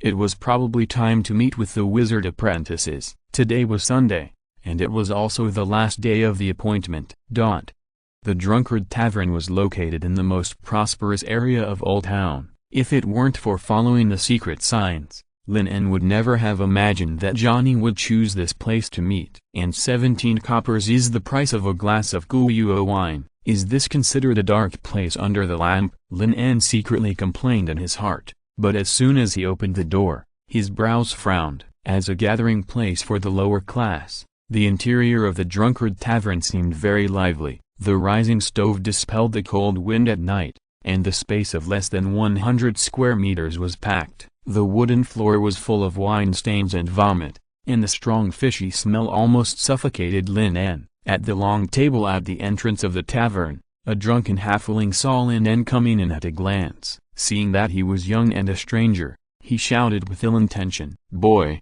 don't you want to come and have a drink with us?" Lin En turned his head and looked at the drunken halfling with an inquiring look. Halflings are a species unique to this continent. The reason why they are called this is not because they only have half a body, but because they are short in stature, about half the height of an adult, like a dwarf. However, these people are not the product of genetic defects, but another real ethnic group. Halflings are strong and powerful, and their muscles are as if they were born, a bit like the dwarves in the Western fantasy works of the previous life. I just don't know what the body structure and genetic composition of these halflings are like, and how they are different from humans. Lin En's instinct as a data storage clerk is stirring. Under the inquiring gaze of Lin En, the drunken halfling shuddered and felt a chill from the soles of his feet to his heart. 5 years ago, in Nordland, he had met the notorious head cutter Luke. He was a vicious thug who enjoyed cutting people into pieces. Lin En's eyes were very similar to Luke's at that time. In the other's eyes, he seemed like a corpse waiting to be dissected. Chapter 10 Carl, why did you betray us? Gaga. Suddenly, a crisp crow cry interrupted the two people's gaze. Lin En withdrew his sight with regret and looked in the direction of the sound. A palm-sized gray crow was standing on the counter, staring at him intently. The owner of the Drunkard Tavern was an authentic Jewite merchant, with a shrewd and mercenary air. After hearing the crow cry, he couldn't help but stop wiping the wine glass, grinned and showed his yellow teeth, and greeted warmly, "What a rare stranger, welcome to the Drunkard Tavern. Is there anything I can do for you, my guest?" A glass of Guyuo wine, 4 years old. If I'm not mistaken, it should be 17 Sekis copper coins. Lin En walked straight to the front of the counter and arranged the copper coins in his hand on the table in 50:50:70. The owner of the tavern looked at Lin En with scrutiny. His eyes lingered on the long sword hanging at his waist, and his expression did not change. That was last year's standard. Now, it has to be sold for 21 coppers. Lin En was stunned for a moment. Before he could answer, the beautiful female customer next to him pursed her lips and said teasingly, "Old hawk, you are not fooling the newcomer, are you? How come I didn't know that the price of your Guyuo wine suddenly increased?" As she spoke, the female customer looked at Lin En with interest. Although a glass of Guyuo wine at 17 coppers was not a luxury, few people in the Drunkard Tavern would be so generous, especially since the man was young and handsome, with solid muscles. He should not be the type that looks good but is useless. Old Hawk did not care about the woman's sabotage and grinned. 2 cargo ships capsized in the harbor this year. The raw materials for Guyuo wine are scarce, so it will always be more expensive. Lin En frowned and spoke again. "But I only have 17 Sekis copper coins." The young female customer's interest in Lin En was immediately reduced by half. It seemed that he was just another poor guy who wasted his savings for a good drink. "Then I suggest you change your taste." Old Hawk shrugged. "Of course, if you are interested in making some extra money, I can help you." Lame Loud just needs a guy who can help him do private work recently. He is always generous and generous. Lame Loud. Lin En raised his eyebrows. During the time he stayed in the town of to explore intelligence, he had heard this name more than once. The rumors about the other party were not very good. "Very good. I am in need of a suitable job." Lin En thought about it for a long time, but nodded and agreed. Old Hawk swept the copper coins on the table into his pocket. called the waiter of the tavern to temporarily take over his job, and then looked at Lin En and spoke again. "Come with me. The girl you want is in the cellar. Take it first and I'll take you to see him." Seeing that Lin En followed Old Hawk without any precautions, the onlookers couldn't help but smile with gloating. Everyone living in Town knew that although Lame Laud was generous, he was also notoriously black-hearted. It was rumored that many people who worked on ships under him disappeared inexplicably, and sometimes even a body could not be found. You have the life to get the money, but you don't have the life to spend it. While the drinkers were gloating, Old Hawk took Lin En through the kitchen and entered the storage room full of wheat flour and wooden barrels, and then stopped in front of a huge dirty wine barrel. Click. Old Hawk pressed down hard on the lid of the wine barrel on the side. With the sound of wine surging, the wine barrel slowly rotated half a circle, and the wooden board at the bottom suddenly popped out, revealing a half-person high secret passage. "Follow this path. The person you want to see is inside." Old Hawk lowered his voice, stuffed the lit candlestick beside him into Lin's arms, and warned impatiently, "Be careful, don't cause me trouble." Lin thanked him, picked up the oil lamp and stepped straight into the dark passage. The huge wooden barrel covered with wine stains behind him rotated back to its original position again, followed by the sound of wine being refilled. The faint light from the outside world disappeared, and the dark passage was pitch black, extending to nowhere. Only the weak candlestick in his hand could barely illuminate the road ahead,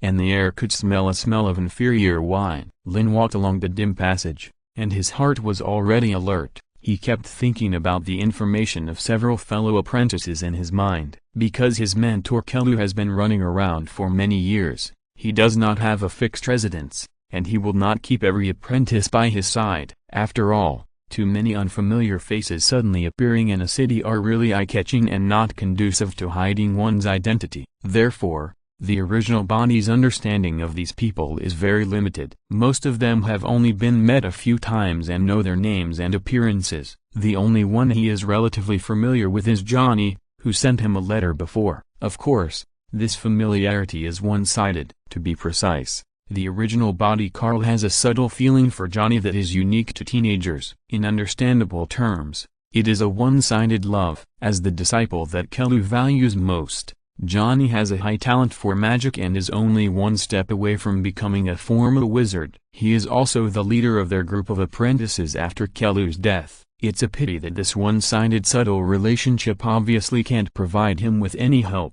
While Lin En was distracted, the narrow secret passage in front gradually became wider. Through the faint candlelight, Lin En was surprised to find that this secret passage actually led to a dense forest outside the town of It was already late at night, but the sky was not as dark as expected. The silver moonlight fell through the gaps between the branches and leaves of the jungle. The solid yellow earth ground seemed to be covered with a layer of transparent gauze. Lin En felt that the magic power in his body became more active. Is this the Sunday? Through the dense trees, Lin En could vaguely see the bright stars and the huge moon in the sky. According to the memory of his predecessor Carl, this strange astronomical phenomenon only occurs once a year and will last for about 3 to 5 days. However, there is no record in his memory that moonlight can affect magic power. That's right, his predecessor has only been a wizard for half a year. Lin En was thinking, when a rapid sound of breaking through the air suddenly sounded,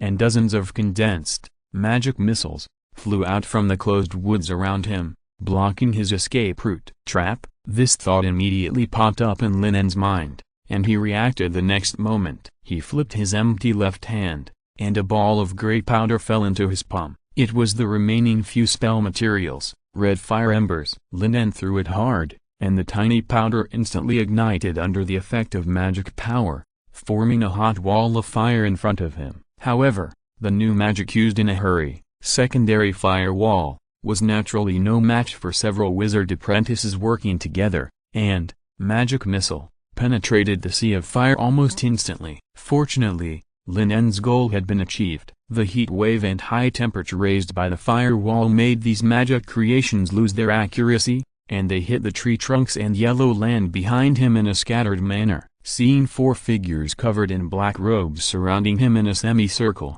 Lin En silently drew out the long sword at his waist, and at the same time untied the storage bag containing white phosphorus, ready for battle. Due to the rush of time, the stock of white phosphorus he made was limited, but now was obviously not the time to hold back. But before Lin En could make a move, a cold voice came out first. "Carl, why did you betray us? P.S. As usual, please recommend, collect, read and vote for my new book. Thanks to Book Friends DSF23DD, and you are really lonely for the 100 starting coins." Chapter 11, Wizarding Land, Green Reel, 2-in-1. The sudden questioning made Lin En stunned for a moment. After several figures gradually approached, Lin En recognized the leader at a glance. It was the target he was looking for this time, Johnny. The girl wrapped in a black robe was about 20 years old, with a strange silver-gray long hair and bright and shining sapphire eyes. Perhaps because of hiding all day,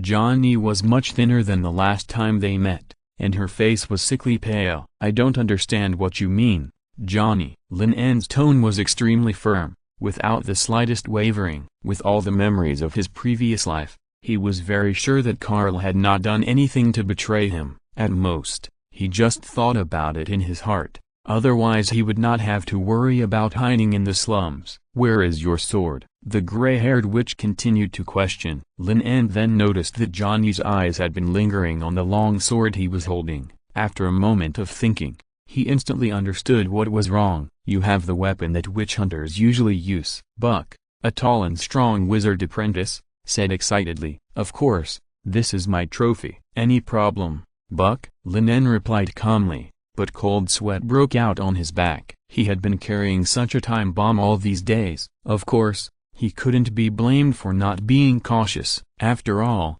his short sword had been left in the house in the slums. It would be difficult to just throw away the ready-made weapon in front of him, right?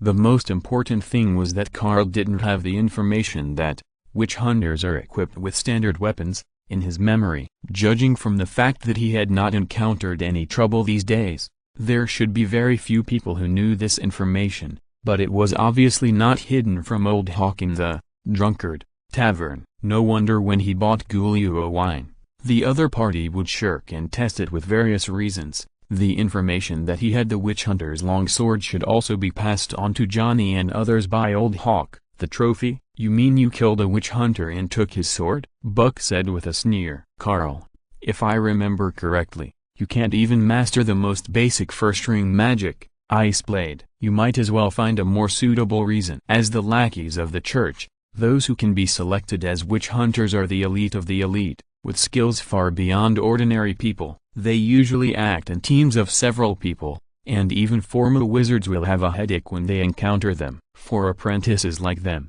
it is a blessing to be able to escape with their lives. Sometimes strength does not represent everything, Buck. Lin En shook his head. "Besides, the last time we met was 4 months ago, right?" As he spoke, Lin En stretched out his hand, and the hydrogen and oxygen in the air around him were stripped out, and then quickly cooled and condensed into shape. Almost in an instant, a diamond-shaped ice blade appeared in front of everyone, with a strange shape but full of strange beauty. Several wizard apprentices present could not help but be stunned for a moment. This was not because they were surprised by the unprecedented shape of the ice blade, but because Lin En's casting speed was too fast. "You know, before becoming a formal wizard, you can't record the corresponding spell slot in your brain. So how to quickly complete the complicated steps of casting and increase the casting speed has become a big problem. After all, in a real battle, the enemy will not wait foolishly for you to finish casting. Ordinary wizard apprentices can complete the preparation for casting within 2 seconds.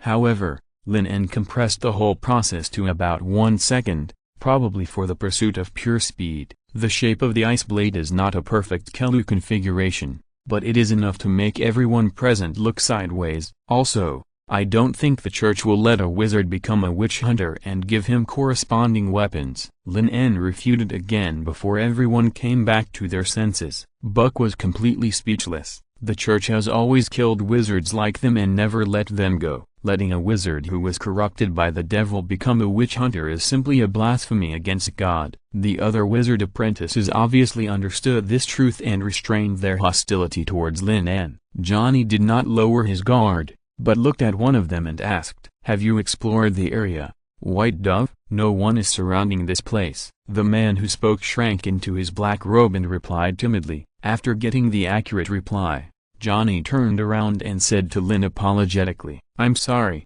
Carl. The situation is urgent and we have to be careful." "So, you just suspect me and are ready to kill without any evidence?" Lin asked. "I assure you that the magic just now was just a test. No one wants to hurt their companions," Johnny explained solemnly. Lin stared into the girl's blue eyes and did not see any evasion or lies in them, but he really felt the danger when he was attacked before. However, considering that his suspicion was not completely cleared and his perception was not 100% reliable, Lin did not reveal this information in public. Compared with the other apprentices, he had followed Kelo for the shortest time and was the least trustworthy one. After a pause, Lin En temporarily suppressed his unhappiness and asked again, "What happened?" "I need an explanation. Come with me first." "This is not a place to chat. The battle just now might expose our whereabouts." Johnny looked at Lin En apologetically, and then asked everyone to return to the base under the cover of night. When the full moon was hanging high above his head,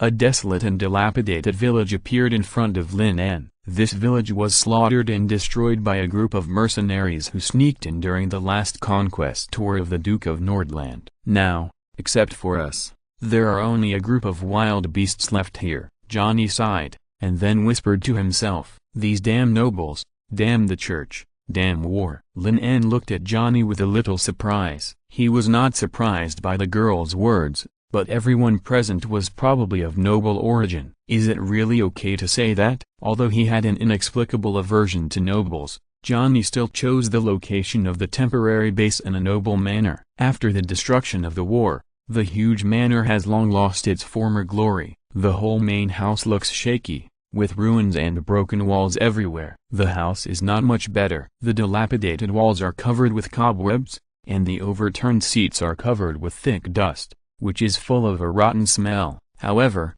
this is the residence of the nobles after all. In order to deal with the war, the huge main house is almost a small castle. Several sentries have been set up, and there is even an independent drainage canal. In other words, they don't have to worry about drinking water here. After entering the manor, Lin En soon saw the wizard apprentice who stayed in the castle, Barton. Compared with his sturdy brother Buck, Barton is almost another counterexample. He can only be described as skinny, as if he could be knocked down by a gust of wind. Johnny and everyone else moved the debris to the door and sealed the door again. Then, before Lin En asked, he took the initiative to speak. "Kent is dead." "Who is Kent?" Lin En was stunned for a moment, and after searching his memory, he remembered that Kent was the third disciple accepted by Kalu, and the only wizard apprentice who was not present. He didn't expect that this guy was already dead. On the same day that the teacher was arrested by the church, the guards of Nordland raided Kent's hiding place,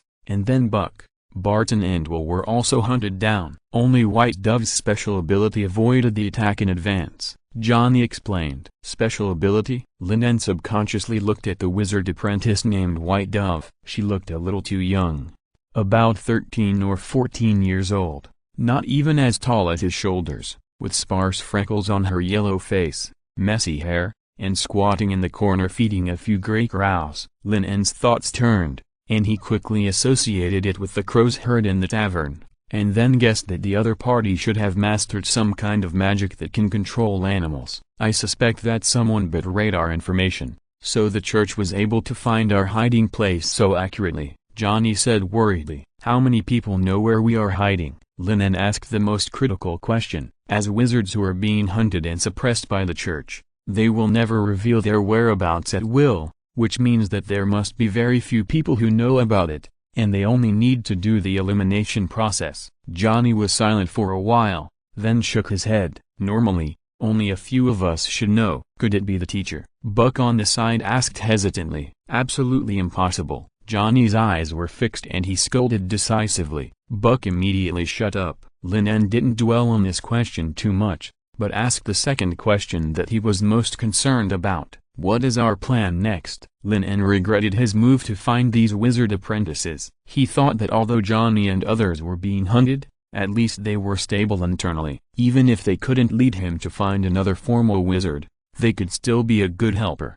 However, it seems that this is not the case now. If Johnny doesn't have a reliable enough plan to get rid of the church's pursuit, then he will only look for an opportunity to leave this group. For Lin En, it is safer to act alone than to follow a group of pig teammates. Buck and Will also looked at Johnny, and even the action of the white dove feeding the gray crow stopped. During the period of time when they were being hunted by the church, they asked the same question more than once, but Johnny shirked it without exception and refused to reveal it until all of them were present. Johnny did not hide it this time and responded freely. After that, we will take a boat across the Sea of Mist and go to the Land of Wizards.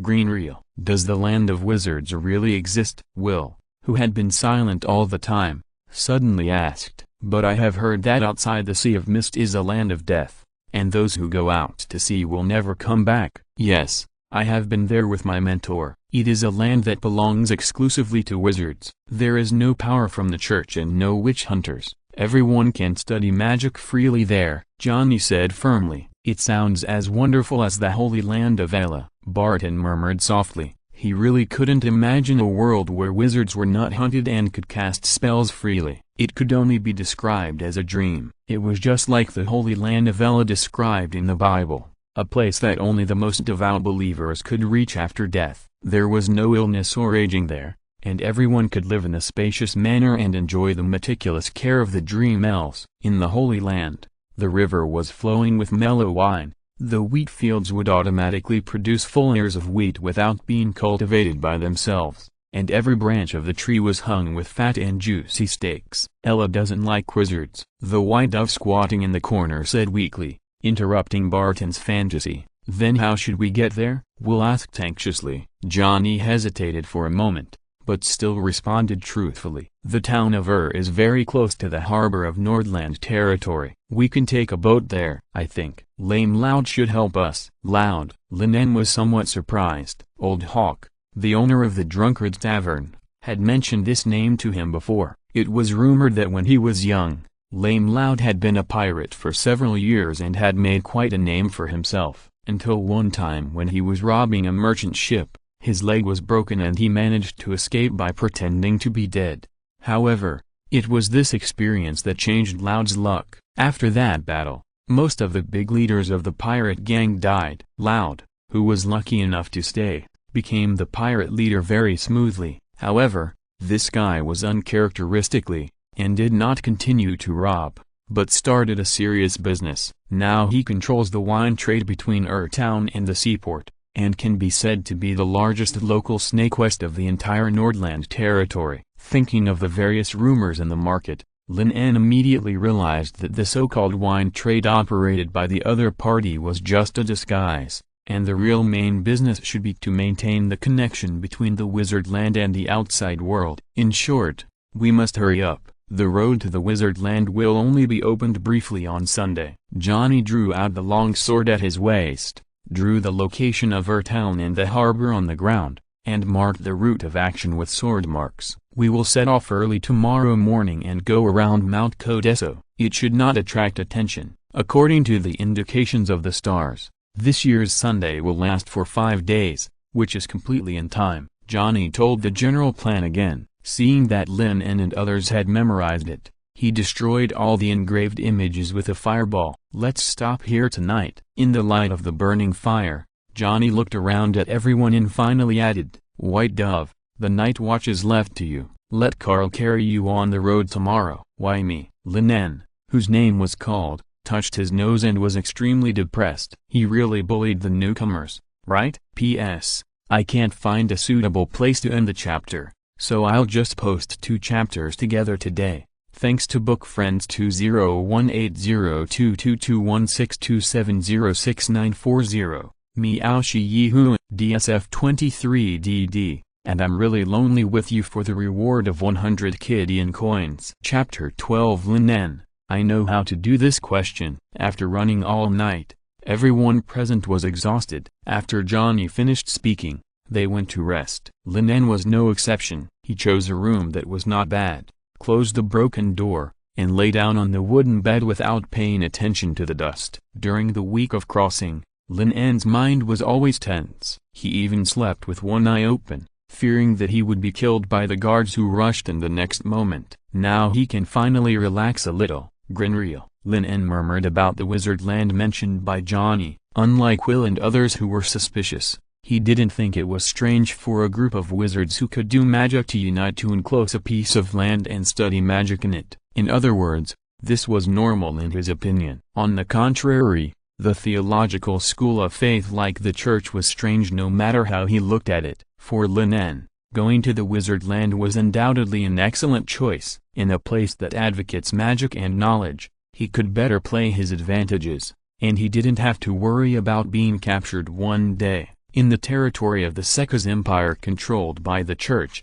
I am afraid that I can't even find a place to farm and learn technology in peace. If a god really descends on him, where can I go to complain? Even if I make antimatter weapons, I may not be able to stop him. After weighing the pros and cons, Lin En temporarily gave up the idea of going alone, but a trace of worry always loomed in his mind. He didn't think that the sense of crisis he felt in the dense forest before was an illusion. Johnny, White Dove, Will, Buck, Barton, figures flashed in Lin En's mind. In the 6 months since he became a wizard apprentice, he had a shallow relationship with these people, and there was no grudge, so the possibility of personal vendetta could be basically ruled out. As for who did it, Lin En thought about it and could rule out Johnny first. This was not because of the goodwill brought by the original body, so she was treated specially, but because she was the least suspicious. As the leader of the apprentices and the proposer of the escape plan,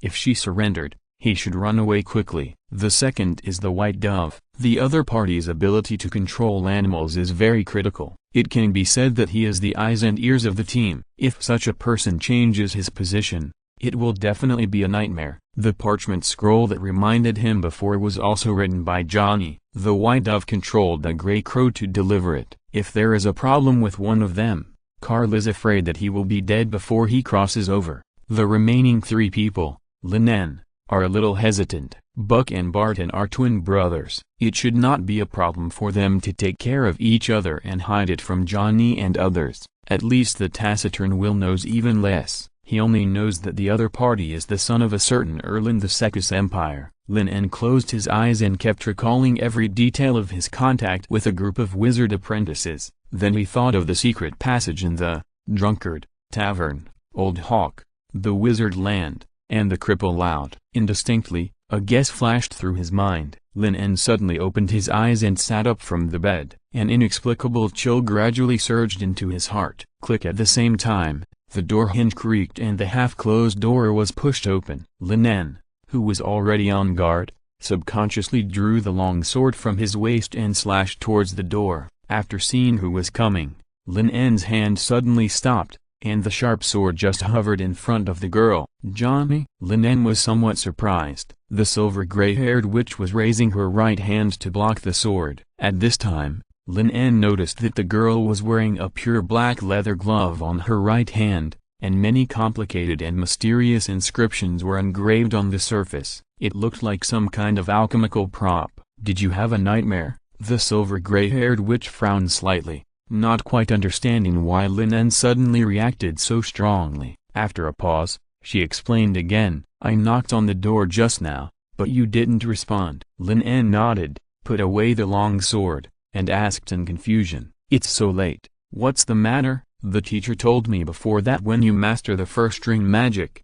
Ice Blade, I will give it to you. Johnny said dejectedly, taking out a 2-finger thick book from his arms and handing it to Lin En. On the cover, the words, Basic Magic General, were written in sloppy common language. Lin En took it curiously. The whole book was made of rough papyrus. Turning to the first page of the book, the first kind of witchcraft recorded on it was called Magic Missile. Like elementary material deconstruction, Magic Missile is also a special category of zero-ring magic, compared with Ice Blade and Fireball. Its power is much weaker. The advantage is that Magic Missile is a pure magic creation, which does not require the preparation of casting materials in advance, and there is no upper limit to its control. In theory, As long as there is enough magic power, it is not impossible to create hundreds of magic missiles at one time. Of course, quantity alone is useless. Any wizard's energy is limited. It is already the limit for a wizard apprentice to create and control 2 or 3 missiles to attack at the same time. Otherwise,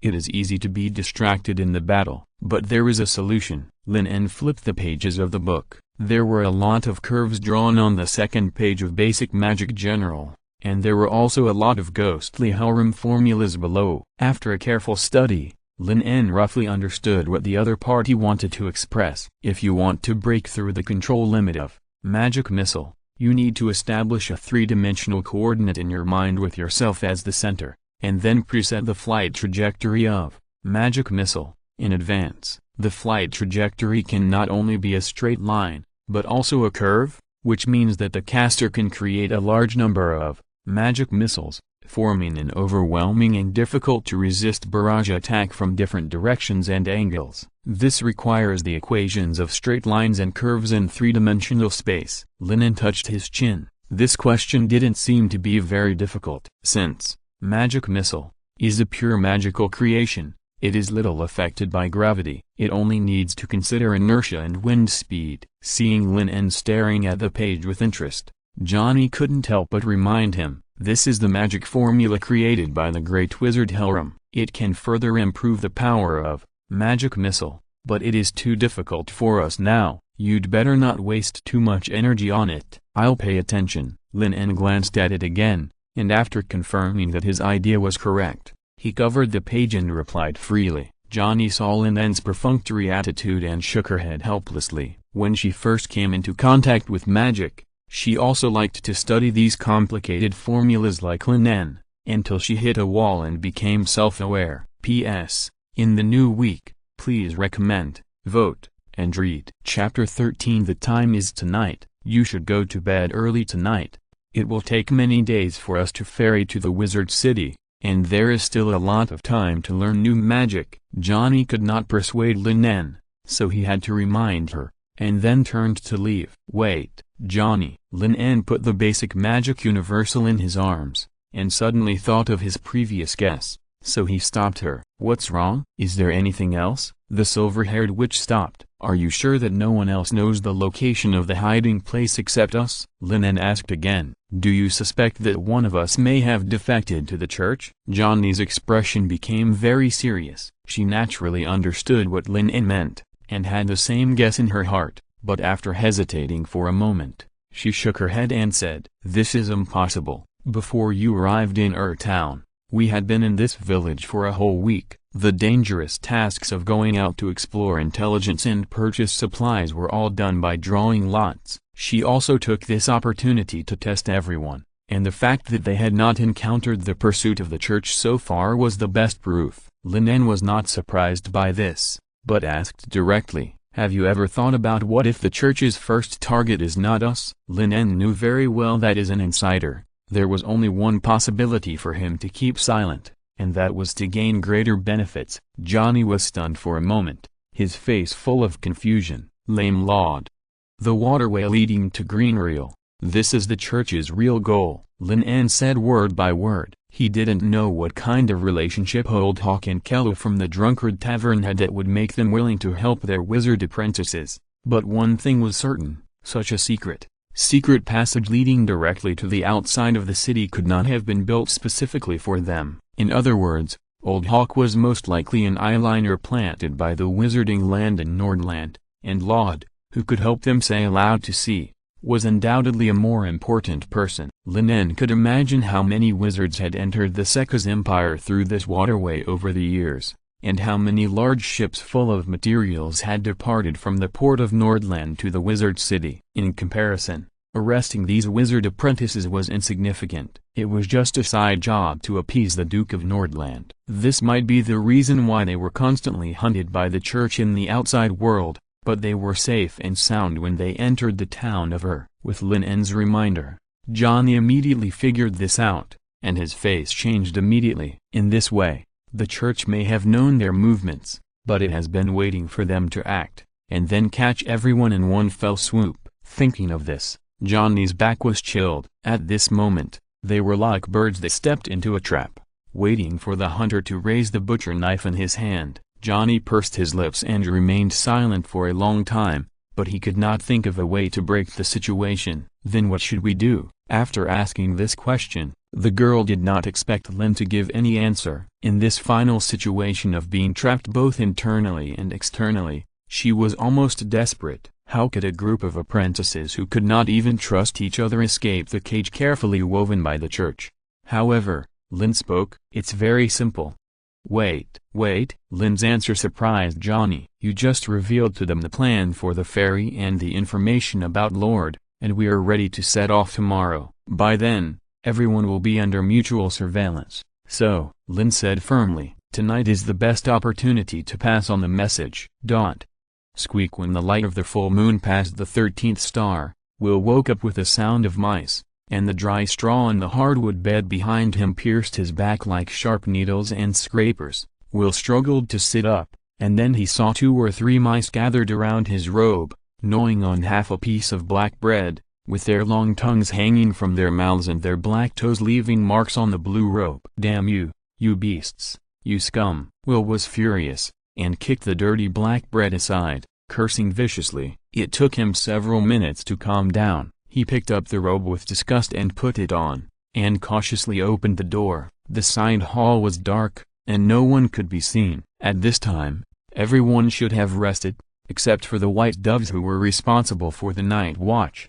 Will didn't dare to stop for a moment, and walked quickly through the corridor, walked into a remote storage room, and turned around to close the door. The old wooden door made a series of teeth-grinding noises. Thanks to the group of mercenaries who broke in, all the door locks in the manor had been violently destroyed. The entire storage room was turned over and messed up. The wooden floor was full of dust, and several chairs and cabinets tilted and fell to the ground. Will leaned down nervously and moved the debris piled in the corner. A strange diamond pattern was engraved on the dusty floor. When the apprentice advanced electives were taken, Johnny chose elements and Bage chose psychic power, and he mastered alchemy. Boat, port, loud. Will engraved the characters one by one in the center of the magic circle, and then placed the magic stone on the 4 rings inside the magic circle. The glimmering light gradually emerged and continued to extend along the lines of the magic circle. Just when the glimmering light was about to cover the entire magic circle,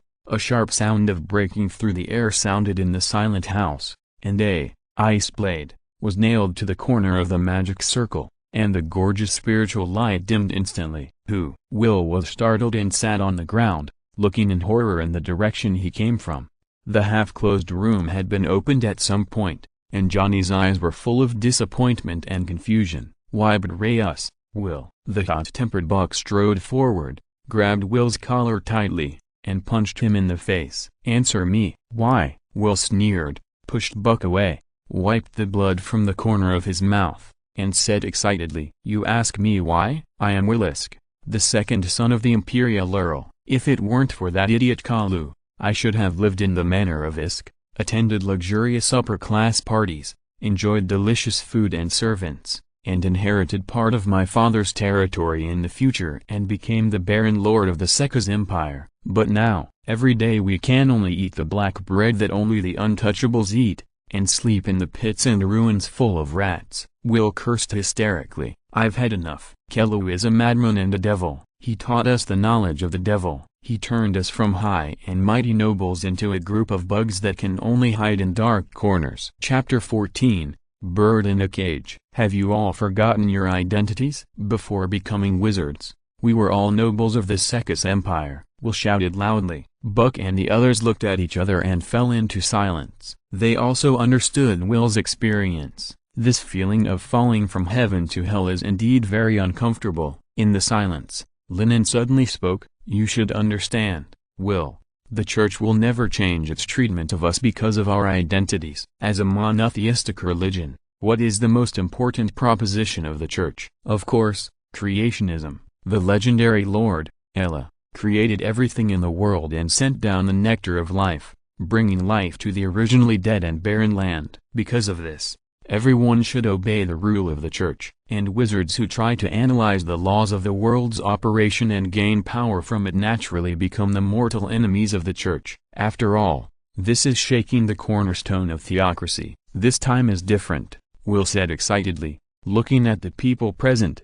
The whole person is like a madman. Johnny, Carl, Buck, the church's primary target is not us. As long as we repent sincerely, Bishop Enrock and Duke Nordland will definitely forgive our sins. You are crazy, Will, Johnny sighed. From the moment we choose to become wizards, there is no way out. Once you choose to become a wizard, magic will always flow in their bodies, which is a symbol of demons and shame in the Sekka's empire. If Count Isk knew that his second son had become a wizard, his first reaction would definitely be to distance himself from him as much as possible and expel Will from the family. That means they will never be able to return to their previous lives. I'm not crazy, I know what I'm doing, Will said with a sneer, turned his head and looked at the silent white dove, and took out a few magic stones from the hidden pocket of his robe with his right hand behind his back, and suddenly scattered them towards Johnny and the others without warning. Johnny, be careful, White Dove screamed loudly. With her psychic perspective,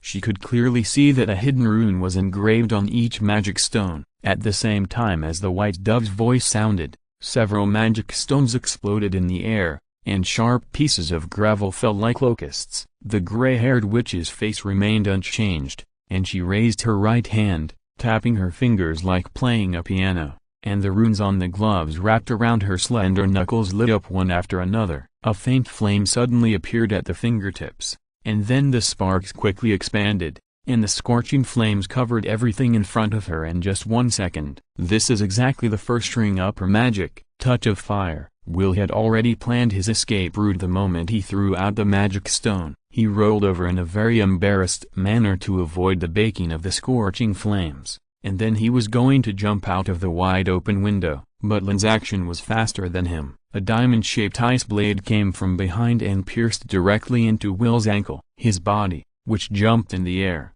instantly lost balance and fell to the ground. A piercing chill spread up along his ankles, and Will suddenly felt that his right leg had lost consciousness. He leaned against the wall, panicking and about to say something. A slender, magic missile flew straight past and exploded in his eye socket. Scarlet blood mixed with brain matter spilled down, staining the wooden floor bloody. Lin En immediately turned his head to look in the opposite direction, and Johnny asked in disbelief, "What are you doing, White Dove?" She deliberately reduced the power when she used the touch of fire, just to keep him alive and torture him for some information. "It's too late, I can only kill him first." White Dove held his head with both hands and shouted in fear. "Outside! There are at least hundreds of guards outside. We are surrounded." Hearing this, Johnny ran to the window immediately and lit up the dim night with a fireball. In the light of the explosion, Lin En could see from afar that teams of guards wearing armor and crossbows were silently crossing the dense forest and galloping towards here. The leader held a scepter and wore a white gilded robe. He looked at Lin En in the light of the fire from a distance of hundreds of meters. "It's Bishop Enrock of Nordland. It's over.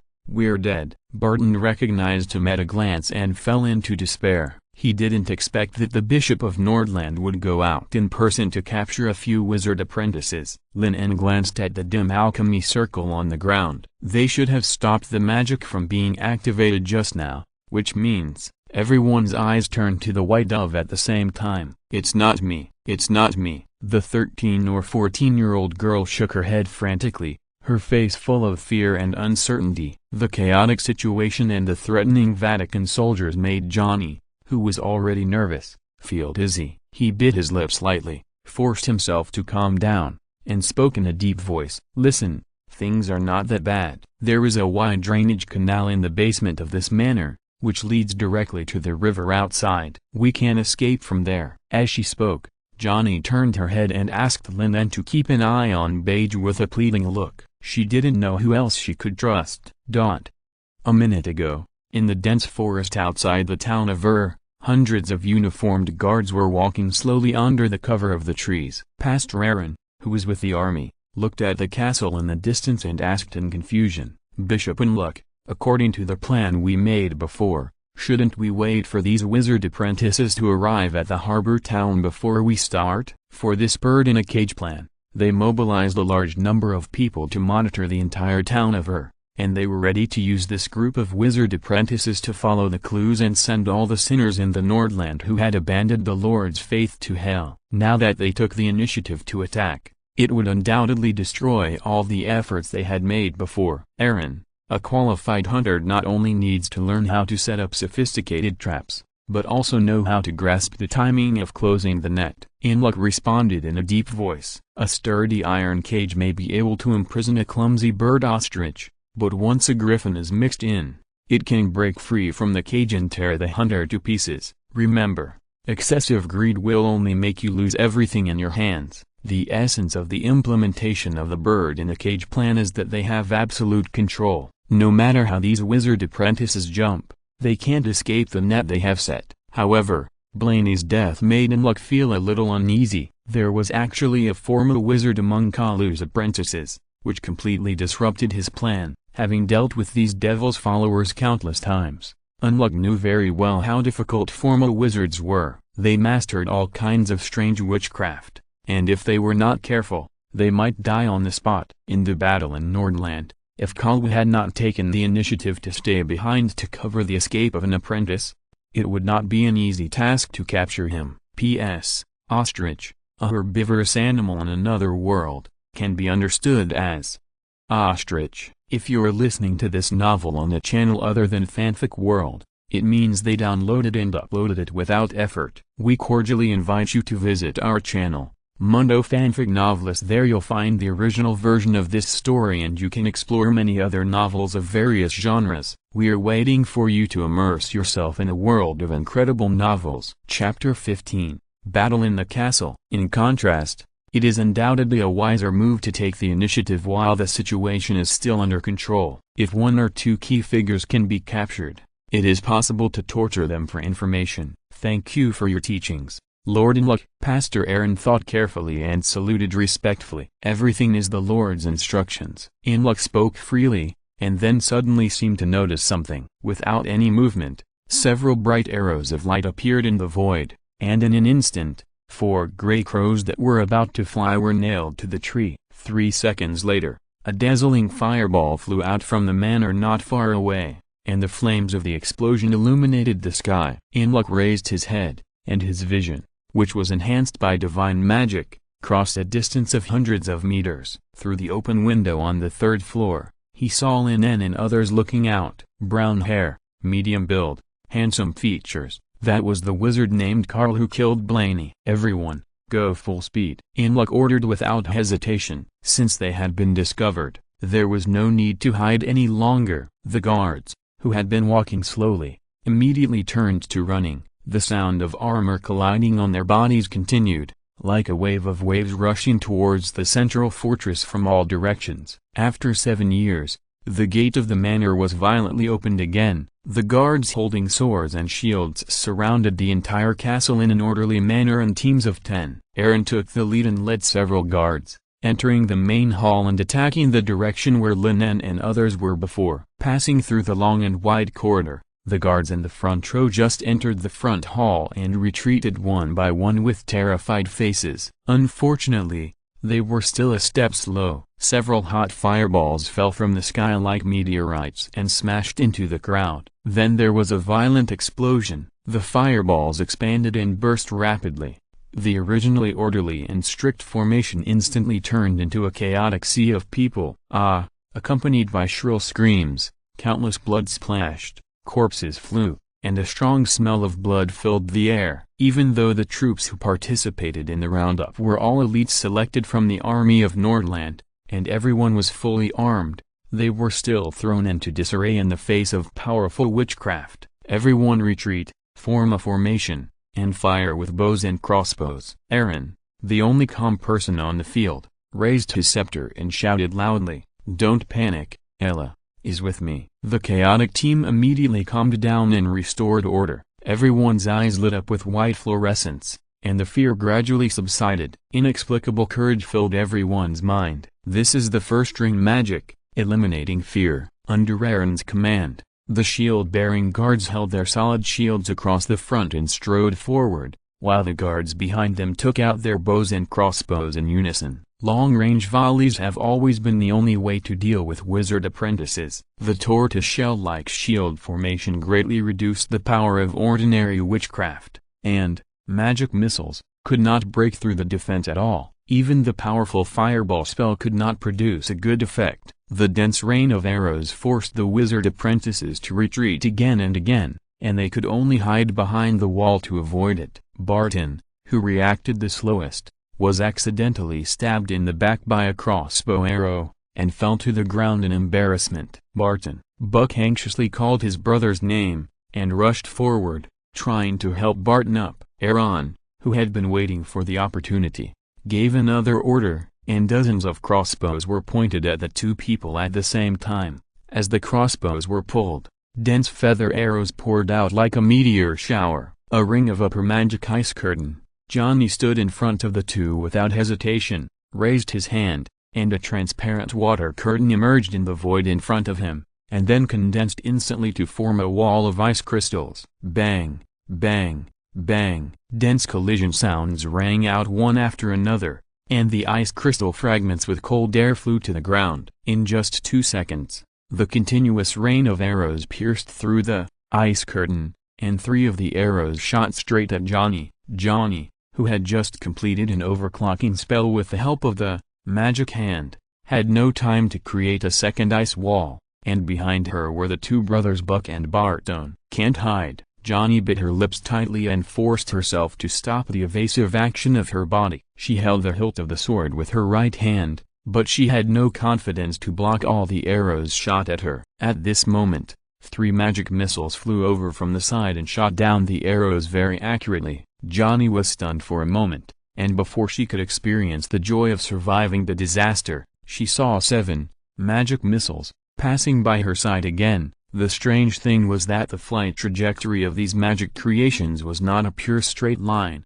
but a strange arc. They easily passed the protection of the shield wall and directly attacked the guards holding crossbows in the back. The brief chaos temporarily stopped the continuous rain of arrows. Johnny, Buck and Barton took the opportunity to hide behind a low wall, looking at Lin En and Beige standing beside them in surprise, and an idea jumped into his mind. When did Beige become so powerful? However, they soon discovered that the person who made the move was not Beige, because the next moment, a full 12 magic missiles condensed in the void and floated beside Lin En. Magic barrage. Lin En's mind moved, and dozens of missiles rushed towards the guards. Aaron, who witnessed this strange magic, quickly ordered the guards holding shields to gather together, stacking up the shields layer by layer, leaving no gaps, forming a semicircular shape to protect the crossbowmen in the back. However, contrary to everyone's expectations, these dozens of missiles all bypassed the stacked shield wall and flew further back.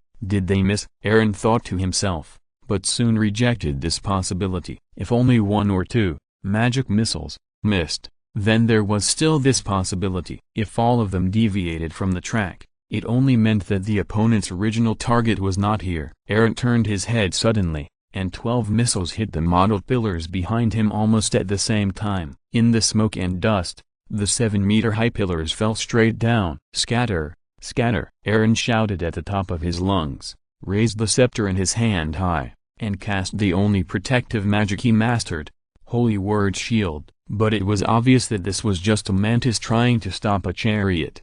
The white light shield was instantly crushed by the huge stone pillar as soon as it was formed. More than a dozen shield soldiers and crossbowmen who gathered together were buried under the pillars before they could disperse. When Aaron looked back again, Lin En and others had already disappeared. After hesitating for a long time, Aaron looked at the guards who were pressed under the pillars and were bloody and crying for help, and said through gritted teeth, "Leave half of the people behind to save people, the rest, follow me. P.S. I ask for everything for the new book. Thanks to book friends Sui Fengchi Wu and Kepler B22 for the 1,500 Kidian coins, Yilong for the 300 Kidian coins, and Yunizhen Yijiu for the 100 Kidian coins." Chapter 16. Fire magic is never used like this. At the same time, Lin En and his companions were going around from the other side to the underground of the castle. Everyone knew how tight the time was. The injured Barton directly refused Buck's help. After pulling his clothes and making a simple bandage, he endured the pain in his back and followed the crowd. At this moment, Lin En was still thinking about the details of the previous spell. Magic Missile is a basic zero-ring spell. It is not difficult to learn and use. The real trouble lies in presetting the orbit of each missile. Lin En did not participate in the first wave of counterattacks by Johnny and his companions. He was preparing to cast the spell, unless he let So-7-1 assist him in positioning, controlling 12 magic missiles at the same time is his limit. The power is roughly equivalent to the upper first-ring magic. "Are you really Carl?" Buck couldn't help but ask in silence. "Of course," Lin En nodded. "But when did you master the harem formula?" Johnny was also very curious. She had just handed the basic magic general to Lin En more than an hour ago. It was impossible that he could learn it after reading it a few times, right? "Just now," Lin En answered casually, and then suddenly remembered that his original body had only studied magic for half a year, and it seemed a bit too high profile to say so. So he hurriedly explained, "The teacher once explained the principle of this formula to me before, and it doesn't seem to be very difficult." "Isn't it not difficult?" Johnny's delicate face showed a blank look. Why couldn't he master it after studying for several months? Buck and Barton agreed that it must be because the instructor Kelu secretly gave Carl a special treatment. "White Dove, report the enemy's position and distance." Lin En changed the subject and looked at the girl who had been silent beside him. Although the other party's behavior of killing Will was very suspicious, he had to rely on her ability at such a critical moment. "The enemies are everywhere, and they are preparing to surround us." White Dove's body kept shaking, and he said timidly, "Where is that Bishop Unrook?" "Where is he?" Johnny suddenly asked. "I don't know. I can't see him with my psychic sense." Beige was almost crying. "In that case, let's find a place to gather as many enemies as possible and deal with some of them first," Lin En analyzed calmly. In addition to the Archbishop who had not yet taken action, the biggest threat to them now was the rain of arrows created by the crossbowmen's volleys. If they were in a wide area, at least half of them would die after a few rounds of volleys. "Are you serious, Carl?" Buck's eyes were about to pop out of his head in astonishment. They didn't have time to escape now. But Lin En was still thinking about gathering the enemies together to fight back. This was simply a fantasy. Lin En didn't answer, but looked at Barton, who was gritting his teeth and holding on with blood oozing from his back. Buck realized that they were carrying a wounded man and were unable to move. It wouldn't be long before the enemy would catch up from all directions. Once they were surrounded, they might not even be able to escape. "How sure are you?" Johnny asked directly. "That depends on how many kinds of magic you have mastered," Lin En said decisively. Under the perception of the White Dove and immobilization of Lin En, the guards who surrounded them from several directions arrived almost at the same time, and surrounded a group of wizard apprentices in the side hall on the first floor of the castle. A total of 6 guards, except for the mysterious Archbishop Unlock, the personnel stationed at the entrances and exits and treating the wounded, all have arrived. Even though there are many people on his side, Aaron, who just suffered a great loss at the hands of Lin En, dare not be negligent in the slightest. He ordered the guards to advance with the method of shield wall and crossbow formation, and then performed auxiliary divine spells with the rest of the priests. "Eliminate fear. Holy blessing." 2 white lights lit up in succession, and the shield soldiers who gained courage and vitality once again stacked up a thick shield wall and strode forward. In front, Buck stood alone in front of many shield soldiers, and lifted up the counter that weighed hundreds of pounds. His arms, which were already very strong, swelled again. With a huge force beyond the human body, he threw the heavy counter forward. Die! The heavy counter collided with the dense shields, and a huge muffled sound burst out. Then the hard stone ground under the feet of everyone suddenly sank. This was the first magic that Johnny and Barton, who were hiding in the dark, jointly cast. Fossils to mud. The solid armor was no longer a protection at this moment, but became the biggest burden. After being impacted, the legs stepping on the fine sand immediately lost their balance, and the shield soldiers who were originally standing neatly suddenly twisted and fell to the ground. Although it was a joint spell cast by two wizard apprentices, the scope of influence was limited after all. The crossbowmen in the back had already raised their crossbows, and more than 40 sharp crossbow arrows were pointed at Buck. "Please, hurry up, White Dove." A drop of cold sweat slid down his forehead. Buck kept praying in his heart. This second was the interval between life and death. Fortunately, this time, the White Dove did not disappoint him. Just before the crossbow was pulled, an indescribable scream resounded in the castle. Soul scream.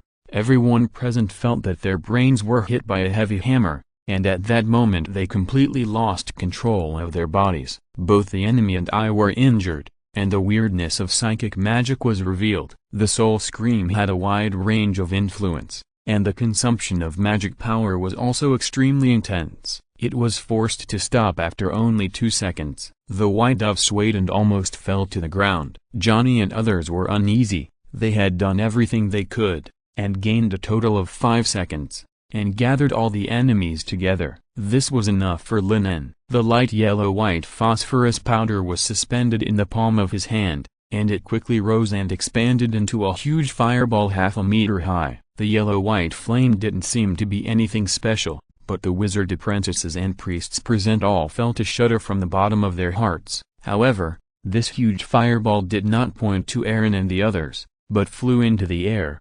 disintegrating in the surprised eyes of the crowd, and the sparks dragged the white smoke, like gorgeous fireworks falling from the sky. Buck's face was pale, and he couldn't help but start to wonder if the White Dove's soul scream just now interfered with Lin's spell. You know, fire magic has always been used in a concentrated manner. P.S. Please recommend, collect, read, and vote for the new book. Chapter 17. This must be the power of the devil. The flames from hell. Could it be that all his efforts were in vain? Under Buck's gaze, sparks from the sky soon fell all over the place. Holy word, shield. After breaking free from the influence of soul scream, Aaron immediately cast a protective spell. A white light shield appeared in the void in a semicircular shape, and sparks fell on it, immediately corroding the light shield into holes. Does it have such power just because the magic residue has been weakened 100 times? If the giant fireball from before had hit him directly,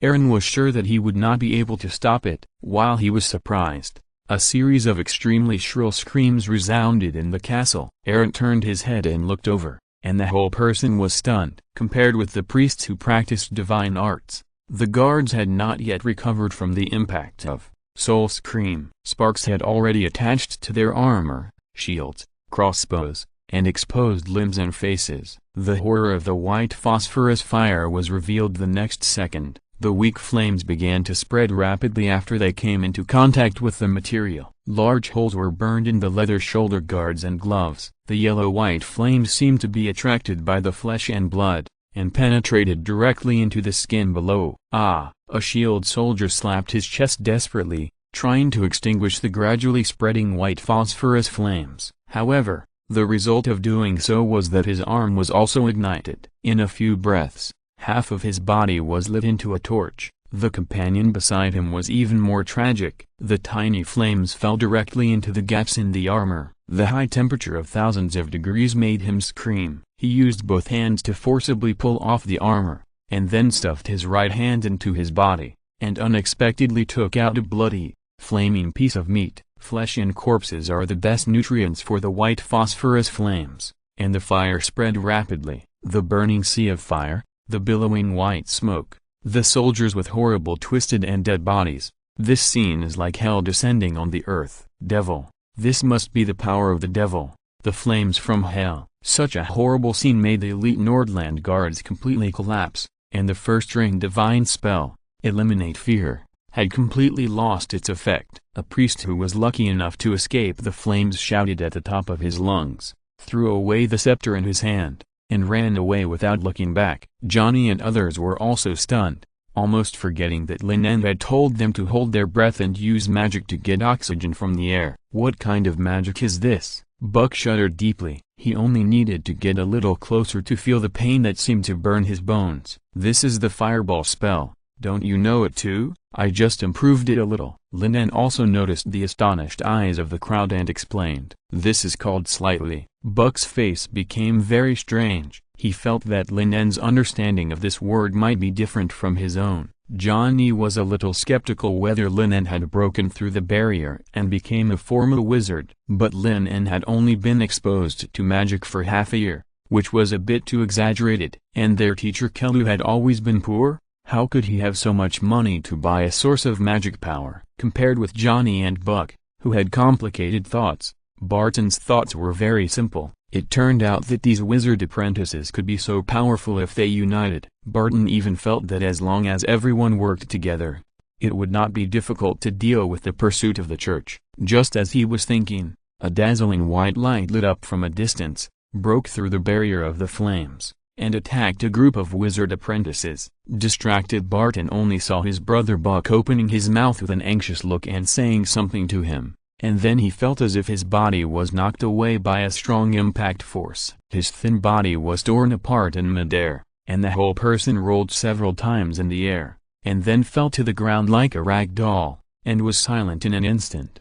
The sudden change made the expressions on Johnny and others' faces freeze. Buck's face gradually twisted and he shouted at the top of his lungs, "No, Barton!" Lin En took action the moment the white light appeared. 12 magic missiles surrounded him, drawing strange arcs in the air and shooting towards the end of the corridor. In the end, more than 10 magic missiles were blocked by an invisible wall, and only the ripples that jumped up when they collided could be seen. Lin En's heart sank immediately, and his eyes were fixed on the other side of the sea of fire. He knew that the person he had been waiting for finally appeared, and his strength was far more terrifying than he had imagined. Suddenly, a melodious hymn sounded in the castle, and an invisible force gradually enveloped the whole place. It started to rain in the closed room. This is the three-ring magic, ode to life. The green raindrops contain extremely powerful divine power, and the terrifying flames that seemed to come from hell were gradually suppressed. The endless white phosphorus fire that was about to burn everything was fading quickly,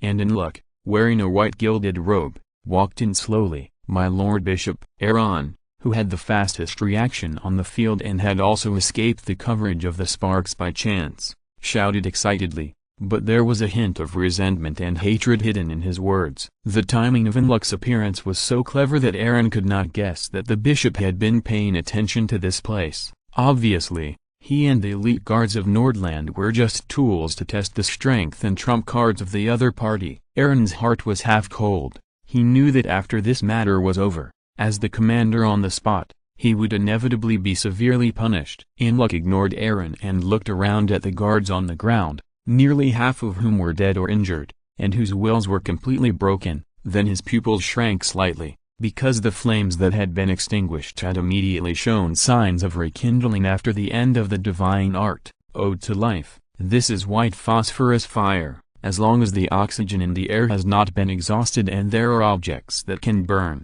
it will never stop.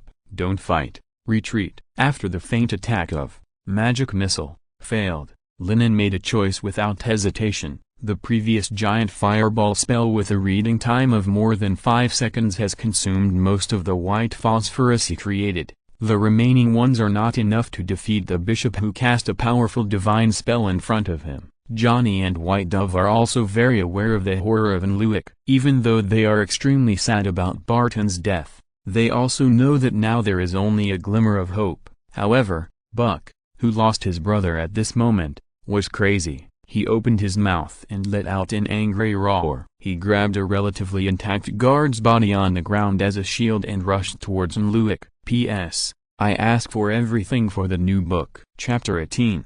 Praise for Ella. Don't be impulsive. Come back, Buck. Johnny shouted loudly. Buck ignored him and rushed forward with a ferocious face. Praise Ella.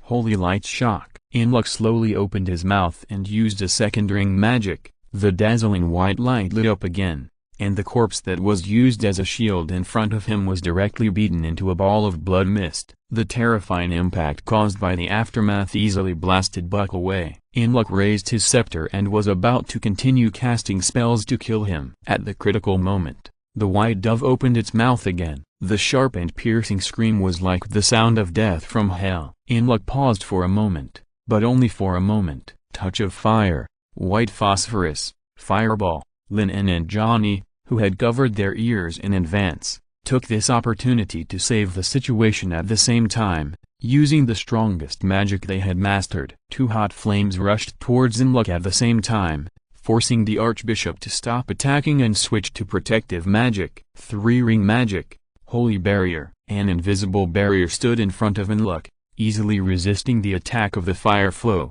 but the white phosphorus flames were attached to it, slowly but firmly corroding the surface of the invisible barrier. Roar! Buck, who had just been severely injured and fell to the ground, stood up again. His eyes were full of bloodshot, and the characteristics of his body's beastly transformation became more and more obvious. At this moment, Buck was like a giant bear standing up, rushing straight into the burning sea of fire, and his hair and clothes were soon stained with white phosphorus flames. The pain of being burned by thousands of degrees of high temperature was enough to make people collapse, but Buck didn't care. The moment he used the magic transformation with the ability of a wizard apprentice, the beastly transformation process could no longer be reversed, and it was absolutely impossible to break Inlook's protective magic by relying on his own strength. Johnny, Carl, you go first. I want to stay and avenge Barton. Buck roared and slapped the holy barrier in front of him. Waves of ripples appeared on the invisible barrier, and Inlook casually used a magic to blast Buck away. Let's go. Lin En took a deep look at Buck and said without hesitation. The other party was covered with white phosphorus fire. There was no hope for him. After knocking Buck away, Inlook directly blocked the only exit. After losing so many people, he would not let Lin En and others go easily. Repent to the great Lord, believers of the devil. Inlook raised the bishop's scepter in his hand and chanted loudly, Praise Allah, light of the Holy Spirit. The dazzling light wave spread out in a semicircular shape with the scepter as the base point. It was impossible to resist or avoid it, because the range of the magic covered most of the side hall.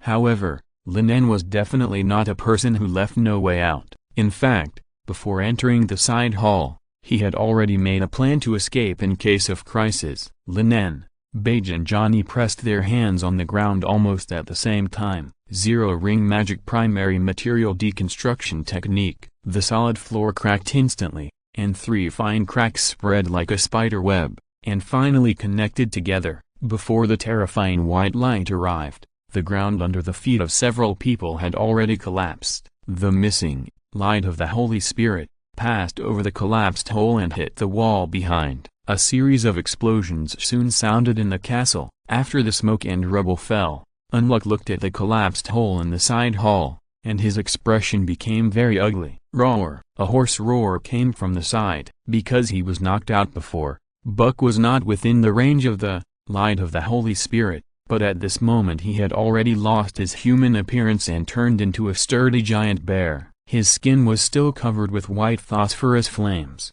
and the white bones could be vaguely seen under the burnt flesh and blood. Even so, Buck still rushed up with the obsession of revenge. Inlook frowned. He didn't have time to waste on a dying wizard apprentice. He stretched out his hand, and the collapsed sand and stones quickly piled up, and combined with the broken armor on the ground to form 2 3-meter-high giant stone statues. This was the second ring divine art, summon the guardian of the spirit world. After the 2 stone statues were combined, they separated. One of the stone statues waved its fist to knock down the giant bear Buck, and the other stone statue jumped directly into the hole where the ground collapsed. Fortunately, this place is not too high. Then the falling rocks acted as a buffer. Lin En relied on the primary material deconstruction technique, performed by the 3 people to break through the ground smoothly and directly reach the basement of the castle. Lin En looked around. This place looked like an armory. There were a large number of weapons and swords piled up on the brackets around. In addition,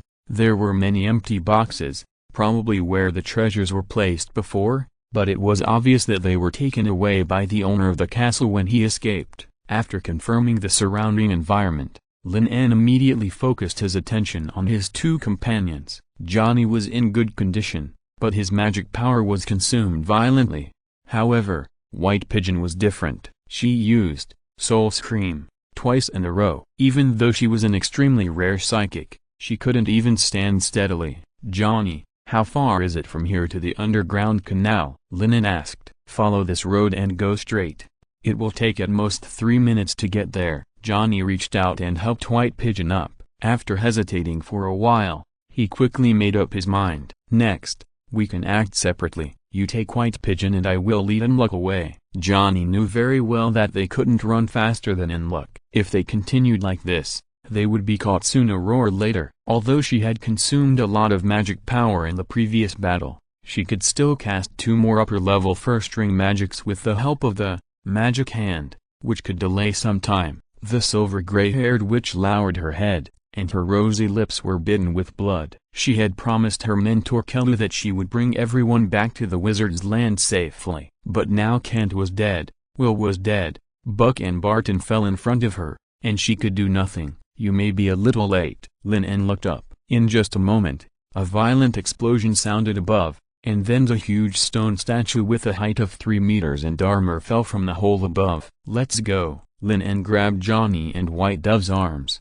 pulled them out of the area of falling rocks, and said loudly. In order to rescue Buck, he was forced to use the white phosphorus fire that was originally used to cut off the retreat, and the magic power in his body had been consumed by more than half. He had no chance of winning against the Archbishop again. The huge and heavy spirit-world guard fell to the ground, and the entire ground seemed to shake. Then it stretched out its stone arms and strode towards the 3 people. Lin En's face was tense, and just as he was about to dodge, a prompt sound suddenly rang in his mind. "Warning, the target of the agreement has been detected to have committed serious illegal acts, suspected of using chemical weapons to create large-scale killings, which is extremely serious. The facts of the crime have been recorded. Before the federal police arrive, you will have an opportunity to make an online statement." Chapter 19. It's time to wrap it up.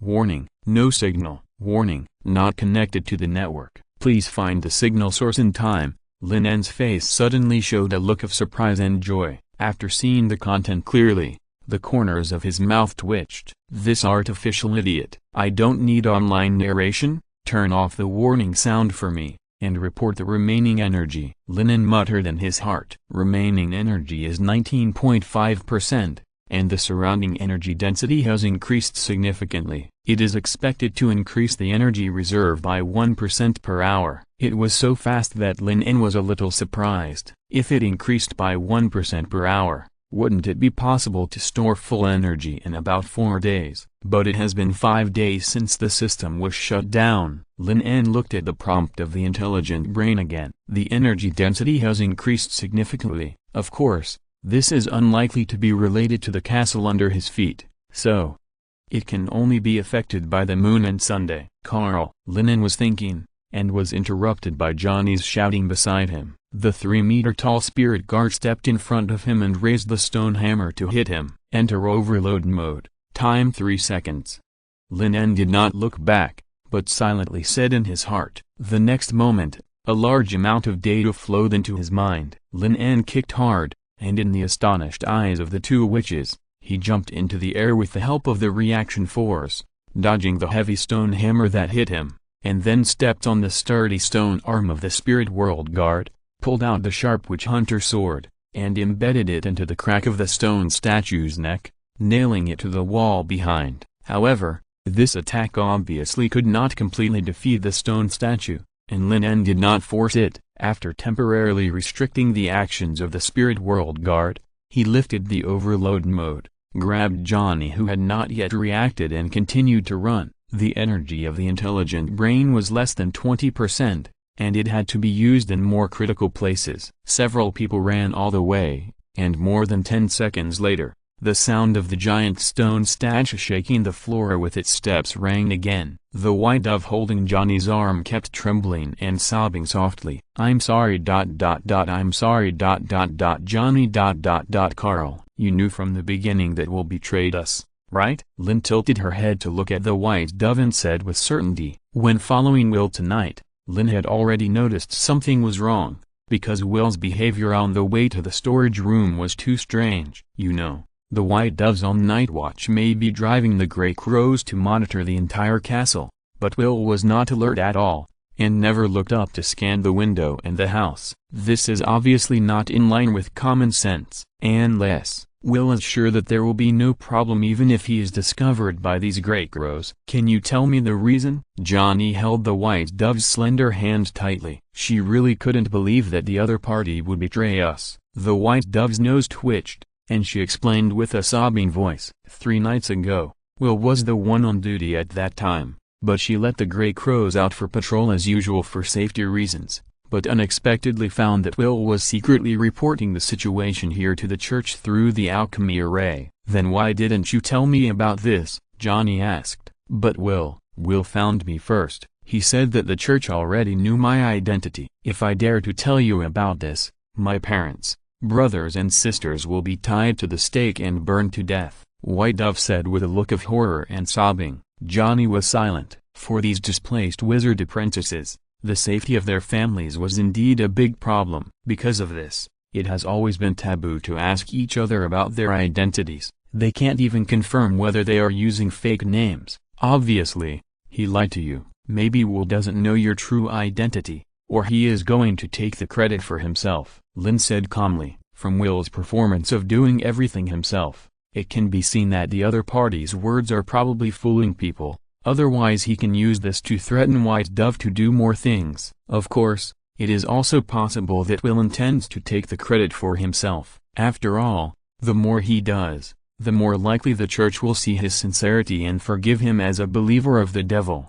Want to live, White Dove? I have a way that may be able to deal with Unruk, Lin suddenly asked. Before Johnny could speak, White Dove beside him nodded with tears in her eyes. Yes, she didn't want to die. Then tell me all the magic you know now. I need to know their principles and how to use them, Lin said bluntly. What do you want to do? Johnny asked in astonishment. I think it's not too late to start learning now, right? Lin said seriously. Since 071 has been restarted, it's time to put an end to it. Being chased all the way and witnessing the deaths of Buck and Barton with his own eyes, Lin is now furious. But is it really too late? Johnny looked at Lin in disbelief, but after hesitating for a while, he still explained it to him. Touch of fire, turning fossils into mud. Ice curtain. Secondary, hand of the flame demon. As the most valued disciple of the wizard Kelu, Johnny has mastered more than a dozen first-ring magics, while White Dove knows very few, only 2 extremely special psychic spells, which are said to be mastered by only a few apprentices with psychic talents. Considering the tight time, Lin En did not covet more, but selectively memorized a few, and simulated them in his mind with the help of the intelligent brain. Lin En's calm appearance also infected Johnny and White Dove, and they were more confident in defeating Unruk. As the 3 of them walked, the sound of surging water came from the front, and the breeze blowing was slightly wet. What caught my eye was a rapidly surging underground river, with turbulent water constantly gushing out from the ground, passing through a long tunnel, and leading directly to the outside of the castle. Holy light impact! Before Lin En and Johnny reached the river, a white light had already shot from behind them. Ice curtain. Johnny and Lin looked at each other, and then raised their hands at the same time. 2 shield walls made of ice crystals rose from the ground, and together they blocked the second ring magic. The 2 ice crystal walls also collapsed instantly, and the fragments fell like hail. What should we do now? Johnny looked at Lin anxiously. The exit was right in front of them, but once they were caught in the turbulent water and attacked by Unruk, they would not even have the ability to resist. It's very simple. Lin looked at Johnny, and without warning reached out to take the girl's sword, and then pushed her directly into the turbulent water. In the face of Johnny's surprise, astonishment and uneasiness, the cold river water flooded his mouth and nose, and soon soaked his whole body. Johnny clearly felt the huge inertial force of the rapids pulling him towards the exit. Through the blurry water curtain, Johnny vaguely saw Lin's mouth opening and closing, as if he was saying his last goodbye, and then a heavy object was thrown at him, which was the panicked White Dove. Looking at the 2 people being swept away by the current, Lin was not worried about the safety of the 2 witches. A wizard who could control oxygen would not be drowned in the water. He just silently added the second half of the sentence in his heart. It's very simple, just don't get in my way here. P.S. Please recommend my new book, Collect it, read it, and vote for it. Chapter 20 Deconstructing Recording Mimicry. What a touching scene. Inluck's figure appeared at the other end of the passage, and there was also a huge spirit guard following closely beside him. Looking at Johnny and the white dove being swept towards the exit by the rapids, Unluck had no intention of stopping them. After all, the wizard in front of him would never let him succeed. If it weren't for the scene being a little wrong, this would almost be a replica of the Battle of Nordland. I think you may have misunderstood something. Lin En turned around, staring at Unluck standing at the end of the passage with a sharp gaze, and stretched out his right hand. The white phosphorus remaining on the surface of the storage bag was stripped out under the influence of the mage's hand. First, it needs to be recorded. Lin En recalled what Johnny had just said, and instantly entered the overload mode, casting the zero-ring magic, elementary material deconstruction. The fine white phosphorus powder quickly disintegrated and returned to the basic molecular state. Then it was magical mimicry. A large amount of magic power poured into his palm, just like cell division. The white phosphorus suspended in his hand became more and more, and then suddenly jumped up and turned into a huge fireball, deconstructing and recording an element, and then mimicking it with magic power. This is the essence of a formal wizard being able to cast spells without materials. However, normally, it takes weeks or even months to record and master an element, but with the huge computing power brought by the intelligent brain, Lin En shortened this time to within 3 seconds. A new rune was soon engraved in his mind. It was white phosphorus fireball. Looking at the fireball burning in Lin En's hand, Unluck stopped moving forward. Having seen the horror of white phosphorus fire, he naturally did not dare to neglect it. He used the strongest protective magic holy barrier. The invisible light curtain was like a solid wall in front of him, but the white phosphorus fire thrown by Lin En went around it directly and hit the entrance at the back. A violent explosion sounded the next moment, accompanied by a burst of flames. The entrance behind him was already covered by the terrifying white phosphorus flame. Unluck was stunned at first, and when he understood what it Lin En meant, his face immediately became extremely ugly. Obviously, the wizard in front of him was not just trying to cover his companions to escape. The other party blocked his retreat, which meant that he was ready to kill him here. Very good. Realizing this, Unluck's anger also ignited, and the huge spirit guard beside him took heavy steps and rushed over directly. The body made of huge stones was extremely heavy, stepping on the broken floor tiles, leaving obvious marks. Lin En, standing in front of the spirit guard, was like a mantis trying to block the traffic. But Lin En's face was still calm, without the slightest intention of dodging, but silently counting in his heart. 3, 2, 1. Fossils into mud. At the moment when the spirit guard rushed to him and punched hard, Lin En bent his body to avoid it and pressed his palm to the ground. The solid ground turned into soft sand in an instant. The heavy giant stone statue lost its balance immediately after stepping on it, and rolled directly into the rushing water behind it. The huge splash of water was decomposed into the most basic elements before it hit the ground, and then it was infused with magic power and condensed into dozens of crystal ice blades, which rushed away at an indescribable speed. With the help of the terrain, Lin En used the second level magic for the first time, Group Ice Blade. The offense and defense were reversed in an instant. Unluck was completely unable to react. The spirit world guard sank to the bottom of the water, and the locust-like ice blades had already hit the sacred barrier. How can a second-level offensive magic beat a third-level defensive magic? Lin En quickly gave the answer. Dozens of ice blades hit 3 fixed points with great precision. Ripples spread on the surface of the invisible barrier, and the speed was getting faster and faster. First, a crack appeared, and then the crack expanded rapidly, and the invisible barrier just broke apart. This is breaking the surface with a point. Unluck's face changed completely, and he couldn't help but take a step back, holding up the scepter, and using the second 3-ring magic, Light of the Holy Spirit. The dazzling light wave exuded the breath of death and spread forward in a semicircular shape. Just 5 minutes ago, Lin En had fled in embarrassment under this move, but at this moment he was no longer the same as before. White phosphorus, hand of the flame demon. Lin En raised his hand, and the terrifying white phosphorus flame ignited again, turning into a hand of the ancient demon god several meters high, colliding with the dazzling light wave. This ordinary one-ring upper-level magic, in Lin En's hands,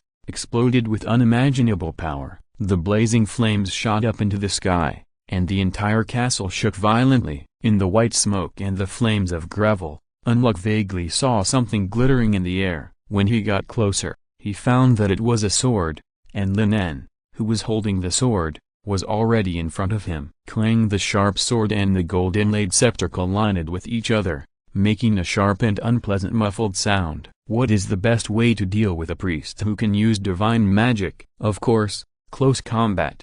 However, Lin En soon found that the experience he had accumulated in games and novels was ineffective this time, because Unluck blocked his full-strength attack with only one hand holding the scepter. Could this be the legendary melee priest? Lin En's forehead was covered with cold sweat, and he lowered his head to avoid Unluck's heavy blow. Feeling the sound of the scepter passing through the air above his head, Lin En roughly calculated that the impact force of this attack was at least 1.5 tons. This reminded Lin En of the witch hunter he had met before. Are all the people in the church human-shaped Tyrannosaurus Rex? Fortunately, because of the years of pampering, even though he had taken the divine potion, Unluck's melee level was still unsatisfactory, and fighting is not just about strength. After 3 or 2 blows, Lin En instantly calculated the landing point of the scepter, and stabbed the long sword in his hand at a tricky angle, leaving a hideous blood mark on Unluck's chest. Unluck was so angry that he didn't care that the two were very close, and he cast a second ring magic, Holy Light Impact. A dazzling white light lit up, and Lin En and Unluck, who were very close, were blasted away by a huge impact force at the same time. Lin En, who was a little weak, was knocked back more than 10 meters. Fortunately, at the moment of releasing the magic, he temporarily created a layer of ice shield outside his body to relieve most of the impact, so that he would not fall into the rapid river behind. On the other side, Unluck was hit by the magic he released. His gorgeous gilded robe became tattered, and the narrow and hideous wound on his chest broke open again. Holy Word, Shield, Holy Blessing, Eliminate Fear, Holy Barrier, Lightless Wall. Under the continuous threat to his life, Unluck, who was still in shock, did not even heal his injuries first, but cast protective magic one after another, almost turning himself into a tortoise shell. Chapter 21. If you can't beat me, then shake my god. Warning: only 3% of the energy is left. The system will be forced to shut down automatically in 15 seconds. Release the overload mode, Lin En said without hesitation. After listening to the prompt sound in his mind, the last time the intelligent brain was shut down, there was no news for 5 days. Lin En didn't want to experience it again. The previous battles also consumed almost 90% of the magic power in his body. However, under such a gap, Lin En's mouth was raised with a smile, because he had taken the initiative in the battle. As a taboo in modern warfare, the horror of white phosphorus is not only the property of burning everything and being difficult to extinguish, but the most important thing is the terrible toxicity. Because of this, he specially sent away Beige and Johnny, and told everyone to hold their breath during the battle, just to prevent them from being poisoned and dying. But it was different when fighting Unluck. The large-scale, white phosphorus fireball, and Hand of the Flame Demon, were all to fill this closed space with toxic gases. Close combat consumes Unluck's physical strength, guides the airflow, and forces the opponent to inhale the poison gas more violently. It should be about time. Even for a real humanoid Tyrannosaurus, it is not easy to hold on until now. Just as Lin En thought, Unluck, who was hiding in the turtle shell, had already felt the weakness coming from all parts of his body. He felt dizzy and his vision gradually became blurred. The abundant strength seemed to be stripped away from his body bit by bit. What kind of witchcraft is this? In an instant,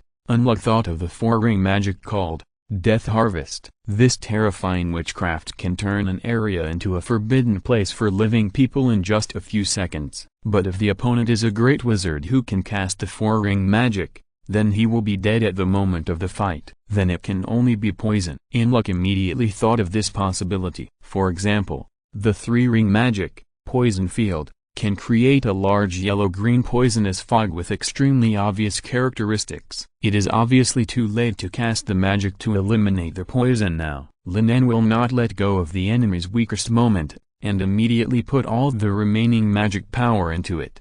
Magic barrage. In an instant, 36 magic missiles were suspended in the air. Lin En even turned on the 3-second overload mode again and quickly adjusted the trajectory. Facing En Luik's turtle shell tactics, Lin En had no intention of confronting him head-on. Instead, he chose to use the flexibility of magic missiles to circumvent the most difficult, sacred barrier, attacking from the weak point, and sending the Bishop of Nordland to hell in one breath. After 25 years, En Luik once again felt the feeling of death approaching. At this critical moment, En Luik seemed extremely calm. He had no doubt that he would die here today, but before that, he could do one more thing: send the young devil believer in front of him who had become a 3-ring wizard to hell. Great Lord of the stars, Goddess of the moon, Creator of the earth and life, your humble servant prays here and offers his body here, begging the projection of the Supreme Lord to descend here. En Luik chanted devoutly and loudly. With each sentence, his face aged a year, his skin began to wrinkle, white hair hung from his forehead to the corners of his eyes, and his voice became deeper and hoarse. In a trance, it seemed as if a hymn sounded in the closed underground space, which gradually overshadowed En Luik's voice. Not long after, the whole space shook violently. God. Descending. Magic? Lin En's soul was so strong that he almost squeezed out the word from his teeth. After arriving in this different world and knowing that the priests of the church had mastered the real divine magic, what he was most worried about and least willing to face was the divine descending magic. It is not an exaggeration to say that the existence that can be called God is not an exaggeration, even if it is just a projection that can't carry much power. It is enough to kill him with one finger. If you can't beat it, shake the god. Is this still a human? Lin En cursed inwardly and launched the magic missile that had been set in the preset trajectory. He didn't even dare to look back to check whether En Luik was alive or dead. He jumped into the rushing underground river behind him without hesitation. More than 30 magic missiles followed the original route, bypassed the solid, sacred barrier, and directly hit En Luik, colliding with a mysterious force. The successive explosions were like the last straw that broke the camel's back. The underground space that had experienced countless hardships was quickly dismembered. Huge stones weighing several tons kept falling from the ceiling, hitting the ground and the river, with billowing smoke and dust, swallowing up everything around. At this moment, Lin En has been swept into the turbulent water. As a landlubber who has lived in the central region of the Federation for many years, Lin En has no experience in swimming. His almost dry magic and physical strength have deprived him of any possibility of struggling. He can only let the rapids drag his body down. But Lin En's face still did not show the slightest worry. As a data storage clerk in his previous life, he knew very well how a person who could not swim could survive in the rapids. First of all, he had to stay calm, which was the basis of everything, and then he needed to make full use of the buoyancy of the water itself. The density of the human body is slightly greater than that of water, but before diving, Lin En had already held his breath, and then relaxed his whole body as much as possible, adjusted his center of gravity, and increased the contact area between his body and the water surface in a supine position. In this way, as long as he held his breath and reached a slightly calmer water area, he would naturally float on the water. Based on this theory, Lin En calmly assumed the most standard supine position. Although his body was slowly sinking, he ignored it and thought it was the influence of the water flow. However, as he sank deeper and deeper, Lin En felt a little panicked. Could it be that his backstroke posture was not standard enough? 071, what's going on? Lin En couldn't help shouting in his mind. The prompt sound of the intelligent brain sounded the next moment. According to Article 7, Paragraph 32 of the Federal Diving Safety Instructions, novices should not carry heavy objects when practicing diving. Sir. Lin En looked down at the steel sword hanging on his waist, and then sank all the way to the bottom of the water. P.S. Thank you DSF23DD for the 300 starting coins reward. In addition, This book will be on the first round of recommendations on Sunday. Various data are very important during the new book period, especially for follow-up reading. Please support us. Thank you very much. If you are listening to this novel on a channel other than Fanfic World, it means they downloaded and uploaded it without effort. We cordially invite you to visit our channel, Mundo Fanfic Novelist. There you'll find the original version of this story and you can explore many other novels of various genres. We are waiting for you to immerse yourself in a world of incredible novels. Chapter 22. Sorry, aliens have no human rights. In the evening, when the afterglow of the setting sun was about to dissipate, Lin En had been drifting on the sea for almost a day. Considering that this troublesome longsword was borrowed from Johnny, Lin En hesitated again and again and did not throw it away. Instead,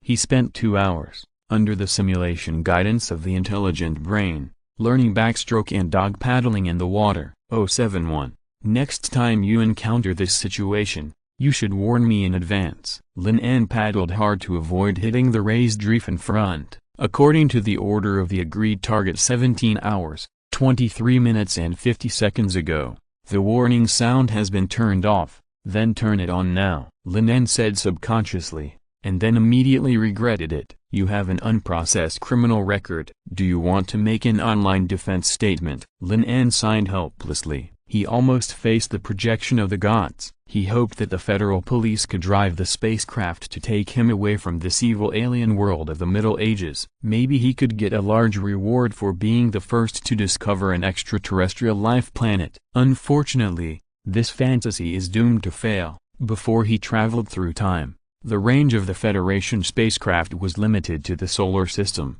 and it did not have the ability to travel far from the galaxy. And even the signal could not be found, so it was a miracle. Lin En, who was very familiar with the operation logic of the intelligent brain, thought about it and suddenly spoke. 071. Based on the existing information, locate the current planet. It is detected that the planet has an unknown energy called magic, and is beyond the coverage of the Uranus signal tower. It is predicted that the current location is in an unknown galaxy outside the Milky Way Orion Arm solar system. It is impossible to determine whether it is in the same universe. Then please describe the definition of protecting alien life forms and the intelligent management law. Lin En said again. The intelligent management law does not have any regulations for protecting alien life forms. 071's answer was very concise. Since the Federation has not been able to discover extraterrestrial civilizations in the process of exploring the universe, it naturally will not deliberately add any regulations to protect alien life forms and the intelligent management law. So aliens have no human rights,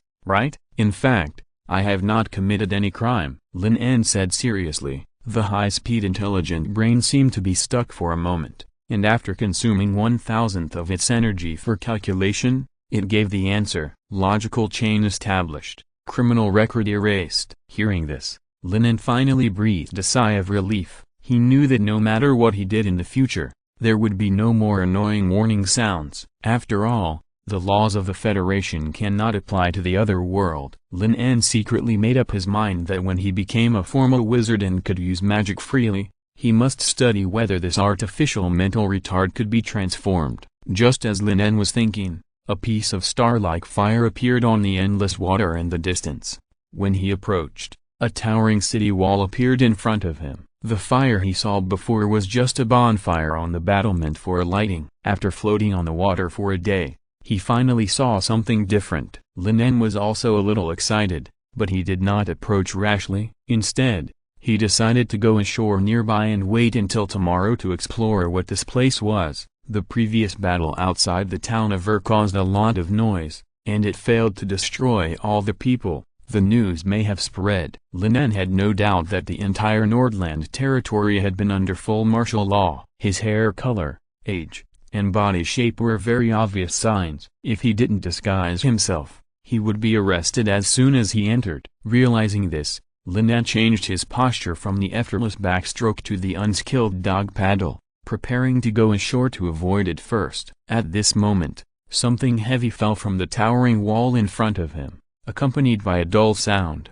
A burst of water splashed high, and then the ripples on the water surface gradually expanded, as if something was struggling under the water. People? Lin En's pupils shrank slightly, and after hesitating for a moment, he swam over very quickly. Although this looked like a murder scene, he just needed someone to answer some questions. Water splashed everywhere, and the clear lake surface had long been stained with blood. Lin En became more and more certain of his previous guess. After approaching, before he had time to rescue, a hand stretched out from the bottom of the lake and desperately pulled him down. This is a common stress response of drowning people, and sometimes they will even drag the rescuer into the water. Fortunately, Lin En did not need to worry about the oxygen problem, so he pulled the other person's collar and swam to the shore. An hour later, a blazing fire gradually ignited in a natural cave outside the city, illuminating and dispelling the chill of the night. While drying clothes, Lin En turned his head to look at the boy he had rescued. This was a young man of about 18 or 19 years old, with an ordinary face and a hair color very similar to his. What made Lin En sigh was that there was a deep scar on the other person's chest, which should be caused by someone stabbing his heart with a dagger. If he had known this, he would have left it alone. After so much effort, he actually rescued a body. Lin En shook his head helplessly, but still followed the routine to touch the body. After all, this person looked like a nobleman, and he might be able to find some good things. 3 gold coins, more than 10 silver coins, several exquisite ornaments, and a book with no name on the cover soaked in water. These are all the property of the young man in front of him. For a nobleman, this is undoubtedly a bit shabby, but for Lin En, it is already a windfall. You have to know that in the Seka's empire, 1 copper coin can buy a piece of black bread, which can solve the problem of food and clothing with water. The exchange rate between silver coins and copper coins is uncertain, generally fluctuating around 1:80, while the exchange rate between gold and silver is more than 100, and it can be higher if there is a war. After all, gold is a rare element in the entire universe, and its reserves are very limited. But since these things are still there, the possibility of killing for ordinary money can be basically ruled out. Lin En tossed the coins in his hand. He is not a professional detective, but after carefully looking at the wound on the chest of a corpse, his expression suddenly paused, and then he held his right hand to simulate the appearance of holding a dagger, and tried to stab his chest at a similar angle. The angle of the wound is exactly the same. Is this suicide? Lin En immediately realized this possibility. After thinking about it, he reached out and picked up the book he had forgotten. He gently opened the wet pages with his fingernails. The words on it were very sloppy, but the pen was very deep, and the handwriting was like it was engraved. Maybe without me, everything will be fine. Chapter 23 Diary of a Useless Person. Training again. I can't do it no matter how many times I try. I can't pass the selection. Why are you looking at me with such expectation, Father? It's that time again. July of the 824th year of the Holy Calendar. The third night selection. Fighting against Tyrell, losing in 27 seconds. Again. Are you hating me, Ivana? I understand your feelings. A useless person snatched the opportunity that belongs to you. It would be great if it could be the other way around. Why not? Maybe I shouldn't have existed. Time passed by bit, and the bonfire in the cave slowly burned out after exhausting the last bit of dry firewood.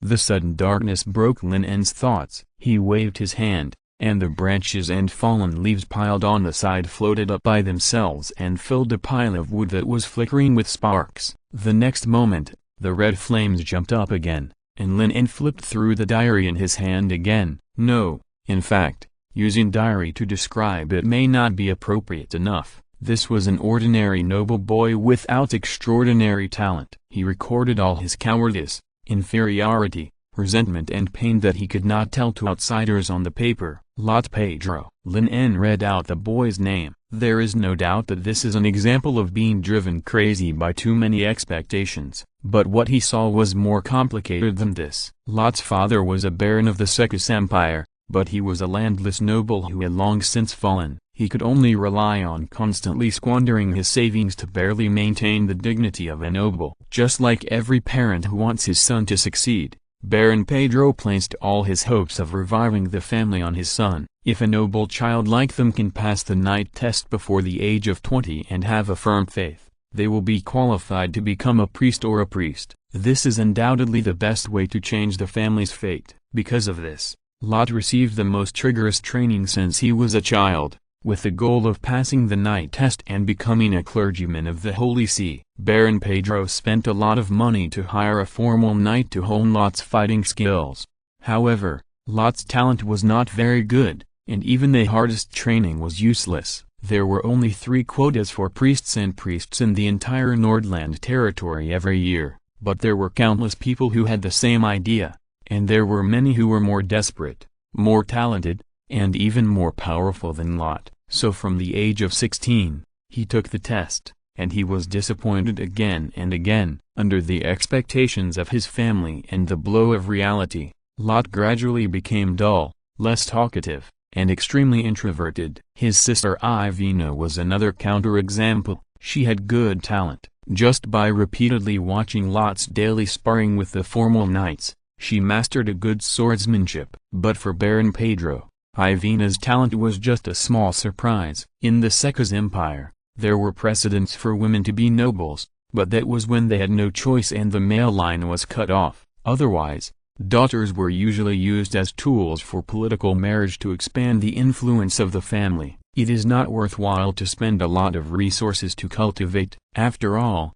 the continuation of bloodline is the foundation of the nobility. If a woman is chosen as the heir, all the wealth accumulated by the family is at risk of being swallowed up and disappeared. Unable to bear the pressure and expectations, Lot probably intends to use his death to force Baron Pedro to make a choice. In Lin's view, Lot's choice is undoubtedly a stupid move. He also has some understanding of the temperament of these nobles. Judging from the description of Baron Pedro's character in the diary, after learning of Lot's death, the other party will only consider whether he can give birth to a second son, or adopt an excellent heir from a side branch. Ivana will always be the last option. Illegitimate children like the predecessor Karl are even worse. Unless the family is completely extinct, nothing will be obtained. A diary of more than 100 pages soon turned to the last page. Lin was somewhat touched by the experience of this noble boy, but what really concerned him was a word mentioned in the diary. Useless? Lin muttered to himself. He thought he would not hear this title after arriving in another world. After all,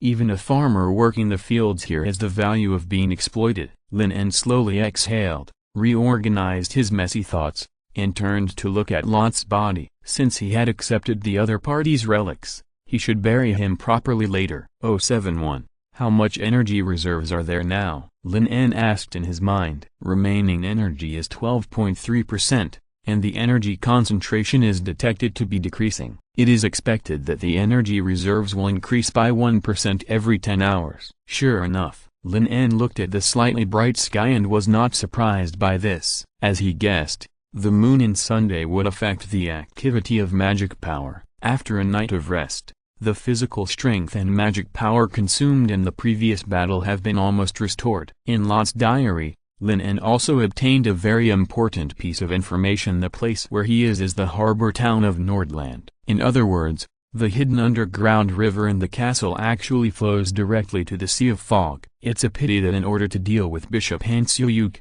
he has sent away Johnny and the White Dove who were in the way. Lin En couldn't tell where the 2 witches had drifted to. If they were good at swimming, they could have landed anywhere, instead of just drifting with the current like him and learning to swim slowly. It was not easy to find 2 living people in the entire Nordland territory without communication. How to avoid the pursuit of the church was also a big problem. Lin En pondered for a long time, and a name suddenly jumped into his mind. Cripple Loud. No matter where Johnny and White Dove were, as long as they were still preparing to go to the land of wizards, they would definitely come to Harbor Town and find a way to contact Cripple Loud. Then he just needed to find this person first. Lin En stood up and looked at the towering city walls in the distance. Now there was only one problem left.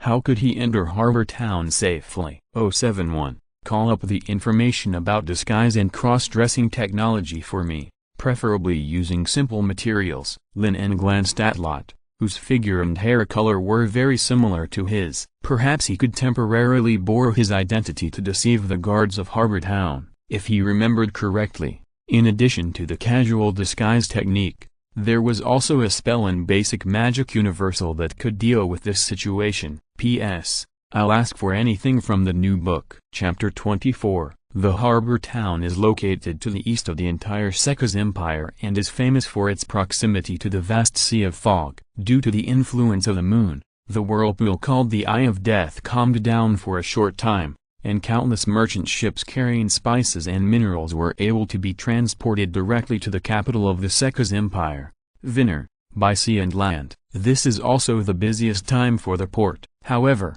the situation this year is a little different. In order to capture the devil believers who sneaked into the Nordland territory to create chaos, there is an extra sentry at the entrance of the harbor town. The caravans coming and going have to line up in a long line and accept inspections amid complaints. It should be okay, right? Lin En, who had done a good job of disguise, was somewhat nervous. He was constantly adjusting his voice line, trying to keep it consistent with the struggle and shouting heard during the rescue last night. This is not a difficult thing to do. The essence of sound is nothing more than the vibration of the eardrum caused by the wave source propagating through the air and other media to reach the ear. 071 has recorded the characteristics of Lot's voice, and all he needs to do is imitate it. And then it was time to test his mentality. Lin En, with the most complicated feelings, crossed the long line of caravans in the most natural manner. After entering the sentry post, he did not stop. He nodded to the guards and stepped into the harbor town. Several guards on duty hesitated for a moment, but did not dare to intercept him. Who was the person who just passed by? The priest Adrian, who was stationed at the pass, noticed Lin En's leaving figure and asked with a frown, "That's Lord Lot, the son of Baron Pedro." The guard answered truthfully. Adrian thought about it and immediately remembered that in recent years, in order to allow Lot to pass the night assessment smoothly, Baron Pedro has donated a lot to the church, and he still has some impression. On the other side, Lin En, who successfully entered the harbor town, had cold sweat on his back. At the moment he passed the sentry post, he was even ready to take action. Fortunately, everything was as he thought. His current identity is the son of a legitimate hereditary baron. It may not be a big deal in the whole Nordland territory, but in the small harbor town, this identity can still provide a lot of convenience. After going through the most difficult stage, Lin En finally let go of the worry that had been hanging on his heart. However, the unfamiliarity with the harbor town soon gave him a headache again. He had to spend a lot of time wandering around the harbor, silently recording every place in his mind, and pretending to be familiar with everything. He patrolled until noon, and then Lin En cautiously walked into a shop with a circular logo. If he was not mistaken, this was the logo of the ship gang, to which Lame Law belonged. The owner of the harbor shop was an old halfling. When Lin En stepped into the door, he was busy moving a large bucket of heavy yellow and black ore to the other end of the room. But because he was too short, the heavy iron bucket was tightly pressed against the halfling's face, and it kept shaking while walking, and the fine ore on top was soon shaken off. Seeing this, Lin En stepped forward to lend a hand, and the two of them piled the barrels of ore in the corner. "Thank you so much, guest," the old halfling said with a heavy nasal voice, wiped his dusty hands on his pants, and then turned to look at Lin En and said, "Okay, now let's talk business. Welcome to Bill's shop. No, I mean, is there anything you need?" Lord Lot, after seeing Lin En's appearance, the originally casual attitude of the halfling Bill immediately became flattering. He almost flew directly to the counter and took out several beautifully decorated boxes from the drawer, which contained some red and blue gems. "You can take a look at these, they are all of the best goods this year. There is also a whole ship of high-quality spices, which are all treasures that can't be bought anywhere else." Halfling Bill introduced them endlessly. Lin En on the side, however, waved his hand with a lack of interest, interrupting the other person's words. "I'm not here to buy anything. On the contrary, I have a batch of precious goods that I want to transport to Vinner through the Sea of Mist. I heard that you have the ability to arrange a ship for a long voyage and protect the safety of the materials, right?" Lin En asked tentatively. Of course, everyone in the harbor town knows the name of the ship gang. Even those stinky pirates would never dare to intercept our ship. Bill raised his messy beard and patted his chest to guarantee, but renting a whole ship to transport goods requires a lot of manpower and guards. Bill carefully glanced at Lin En's reaction, ready to decide the price based on the other party's expression. This is a good opportunity to make a fortune. Money is not a problem. Lin En threw out the big cake without hesitation, and then changed his voice and Bill's ecstatic expression and continued. But this batch of goods is very important. I need to meet Loud in person, and it would be best if we can talk face to face. Bill's expression suddenly became a little hesitant. What, do you think I am not qualified to meet with Cripple Loud? Lin En frowned, and his tone became heavier. No, no, no. Bill shook his head frantically. He dared not say that. After hesitating for a moment, Bill looked around and said cautiously, in fact, few people in the entire ship gang know that Mr. Loud is not in the harbor town now. What a coincidence. Lin En paused obviously, and looked at the halfling in front of him with a scrutinizing look. Suspecting that the other party was fooling him, he asked again, do you know what he went to do? Bill smacked his lips and said helplessly, that's not clear. In previous years, Mr. Loud would stay in the port around Sunday, but this year is indeed an exception. Lin En stared at the halfling in front of him for a long time, and then suddenly spoke, forget it. Since Mr. Loud is not here, I'd better ask someone else for help. The old halfling immediately became anxious. Lord Lot, you might as well think about it again. Although Mr. Loud is not in the harbor town at the moment, I can help you contact Label. He is Mr. Loud's most capable subordinate and can be fully responsible for all matters of the ship gang. I should have said that this batch of goods is very precious. I need to meet with Loud in person. Let me know when he comes back. Lin En ignored Bill, who was still shouting behind him, and walked out of the store without stopping. Outside the door, dozens of huge sailing ships were docked on the flat dock. The dockworkers in gray were busy moving boxes full of goods from the deck to the rafts beside the dock. The noise of the crowd and the shouts of the supervisors were endless. Lin En looked around the prosperous scene of the harbor town,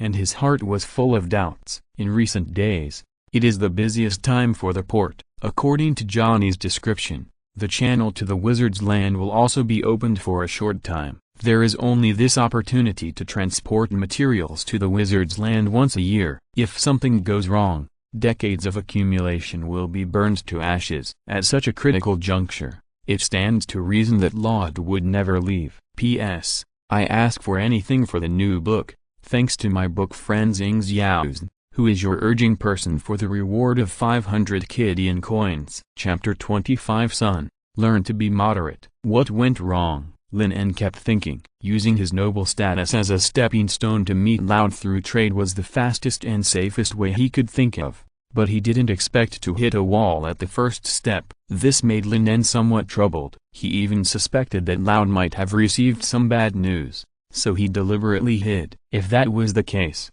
it would be troublesome. It was not easy to find someone who was hiding on purpose. As Lin En was thinking, the dense crowd at the port suddenly became extremely chaotic. Amidst the screams, a beautifully decorated carriage drove through the narrow road and rushed towards this side. Which noble family is so arrogant? Lin En frowned and was about to withdraw, but the carriage stopped directly in front of him. Not long after, a well-dressed, tall and thin middle-aged man got off the car and bowed. Finally I found you, Master Lot. Please come back with me as soon as possible. Master Pedro has something very important to ask you. Faced with the sudden invitation, Lin En almost didn't react. Fortunately, he recalled Lot's diary and quickly determined that the man in front of him was the butler of Pedro's mansion. Then a drop of cold sweat appeared on Lin En's forehead. He just wanted to borrow this identity temporarily as a stepping stone to enter the harbor town and meet the crippled Laud, but he didn't expect that the real owner would come to his door now. And it was much faster than he expected. Go or not? Countless possibilities flashed through Lin En's mind. After a pause of 1 or 2 seconds, under the respectful and firm gaze of the butler, Lin En nodded, lifted the curtain and sat in the carriage. Pa-ta-pa-ta. The stalled carriage slowly started, moving forward on the muddy road of the dock. The body of the carriage kept shaking, making Lin En sitting on it a little uncomfortable. Before entering the mansion, you'd better take care of yourself. If Lord Pedro sees you, he will definitely be very unhappy. The curtain was lifted again, and the tall and thin butler looked at Lin En's hands and reminded him. Lin En lowered his head and found that his hands were stained with a lot of yellow and black powder. It should have been accidentally stuck when he helped the halfling Bill to carry the barrels. Wait! Lin En suddenly raised his hand and lowered his head to smell it. This smell seems to be sulfur. Pedro's mansion is located in the northwest of the harbor town. Located on the most prosperous street, the dark black iron gate is majestic and towering. When the carriage slowly drove into the gate, Lin En soon noticed what was hidden under the surface. Dense weeds extended from the gaps in the floor tiles, and the flowers planted on both sides of the road had already withered half due to lack of care. But it's normal to think about it. Pedro's mansion hasn't hired a gardener who specializes in trimming flowers for a long time. After a simple wash, Lin En went to the front hall of the mansion under the guidance of the servant. Baron Pedro was already sitting at the dining table covered with a crimson tablecloth waiting. Also sitting at the table was a brown-haired girl, about 16 or 17 years old, staring at him with an indescribable look. She was probably the sister Ivina mentioned by Lot. Lin En observed silently and sat down at the only empty seat. On the table in front of him was a plate of hot steak and a few unknown vegetable leaves. Obviously, this was his dinner today. Compared with eating black bread with water, it was already very rich. "Where have you been, my son? I wanted to find you last night, but you were not in the mansion," Baron Pedro asked with a dissatisfied expression. After Lin En sat down, but his eyes could not help but look at the tall and thin butler who came in with him. "I found the young master at the dock of the port," the butler replied without looking away. Baron Pedro's face immediately darkened, and he said in a deep voice, "I should have reminded you, Lot, that it's okay to relax appropriately, but never spend the night in a place like that where low-class people hang out with dirty prostitutes." Lin En was speechless. "You thought I went to a prostitute, didn't you?" What made him even more uncomfortable was that he couldn't refute it. He couldn't say that your son didn't come back last night and jumped into the sea to commit suicide, right? Lin En anticipated Lot's reaction, and finally lowered his head and said nothing. "I don't want it to happen again." Baron Pedro's tone was very stern. After a pause, he continued to speak. "In addition, you all have to pay attention to me in the next few days. Harbor Town has not been peaceful recently. I heard that Bishop Inluck took a large number of people to Town a few days ago to capture the Devil's followers, but suffered heavy losses. Only more than 10 of the 100 elite guards came back alive. Not only that, even Bishop Inluck was severely injured. Are these wizards really that powerful?" Ivina moved her eyes away from Lin En and asked in astonishment. "You must know that although the entire Sekka's empire is ruled by the king and lords, it is the church that really controls everything. Or in other words, it is the messenger of the great lord of the stars and the goddess of creation, Ella, in the mortal world. And an archbishop like Inluck is undoubtedly the spokesperson of God in Nordland. Such a big man who is unimaginable in normal days actually failed in the process of hunting down wizards." Such a contrast made Ivina a little difficult to accept for a while. "These wizards have been corrupted by the devil and have mastered witchcraft that ordinary people can't imagine. They are not that easy to deal with."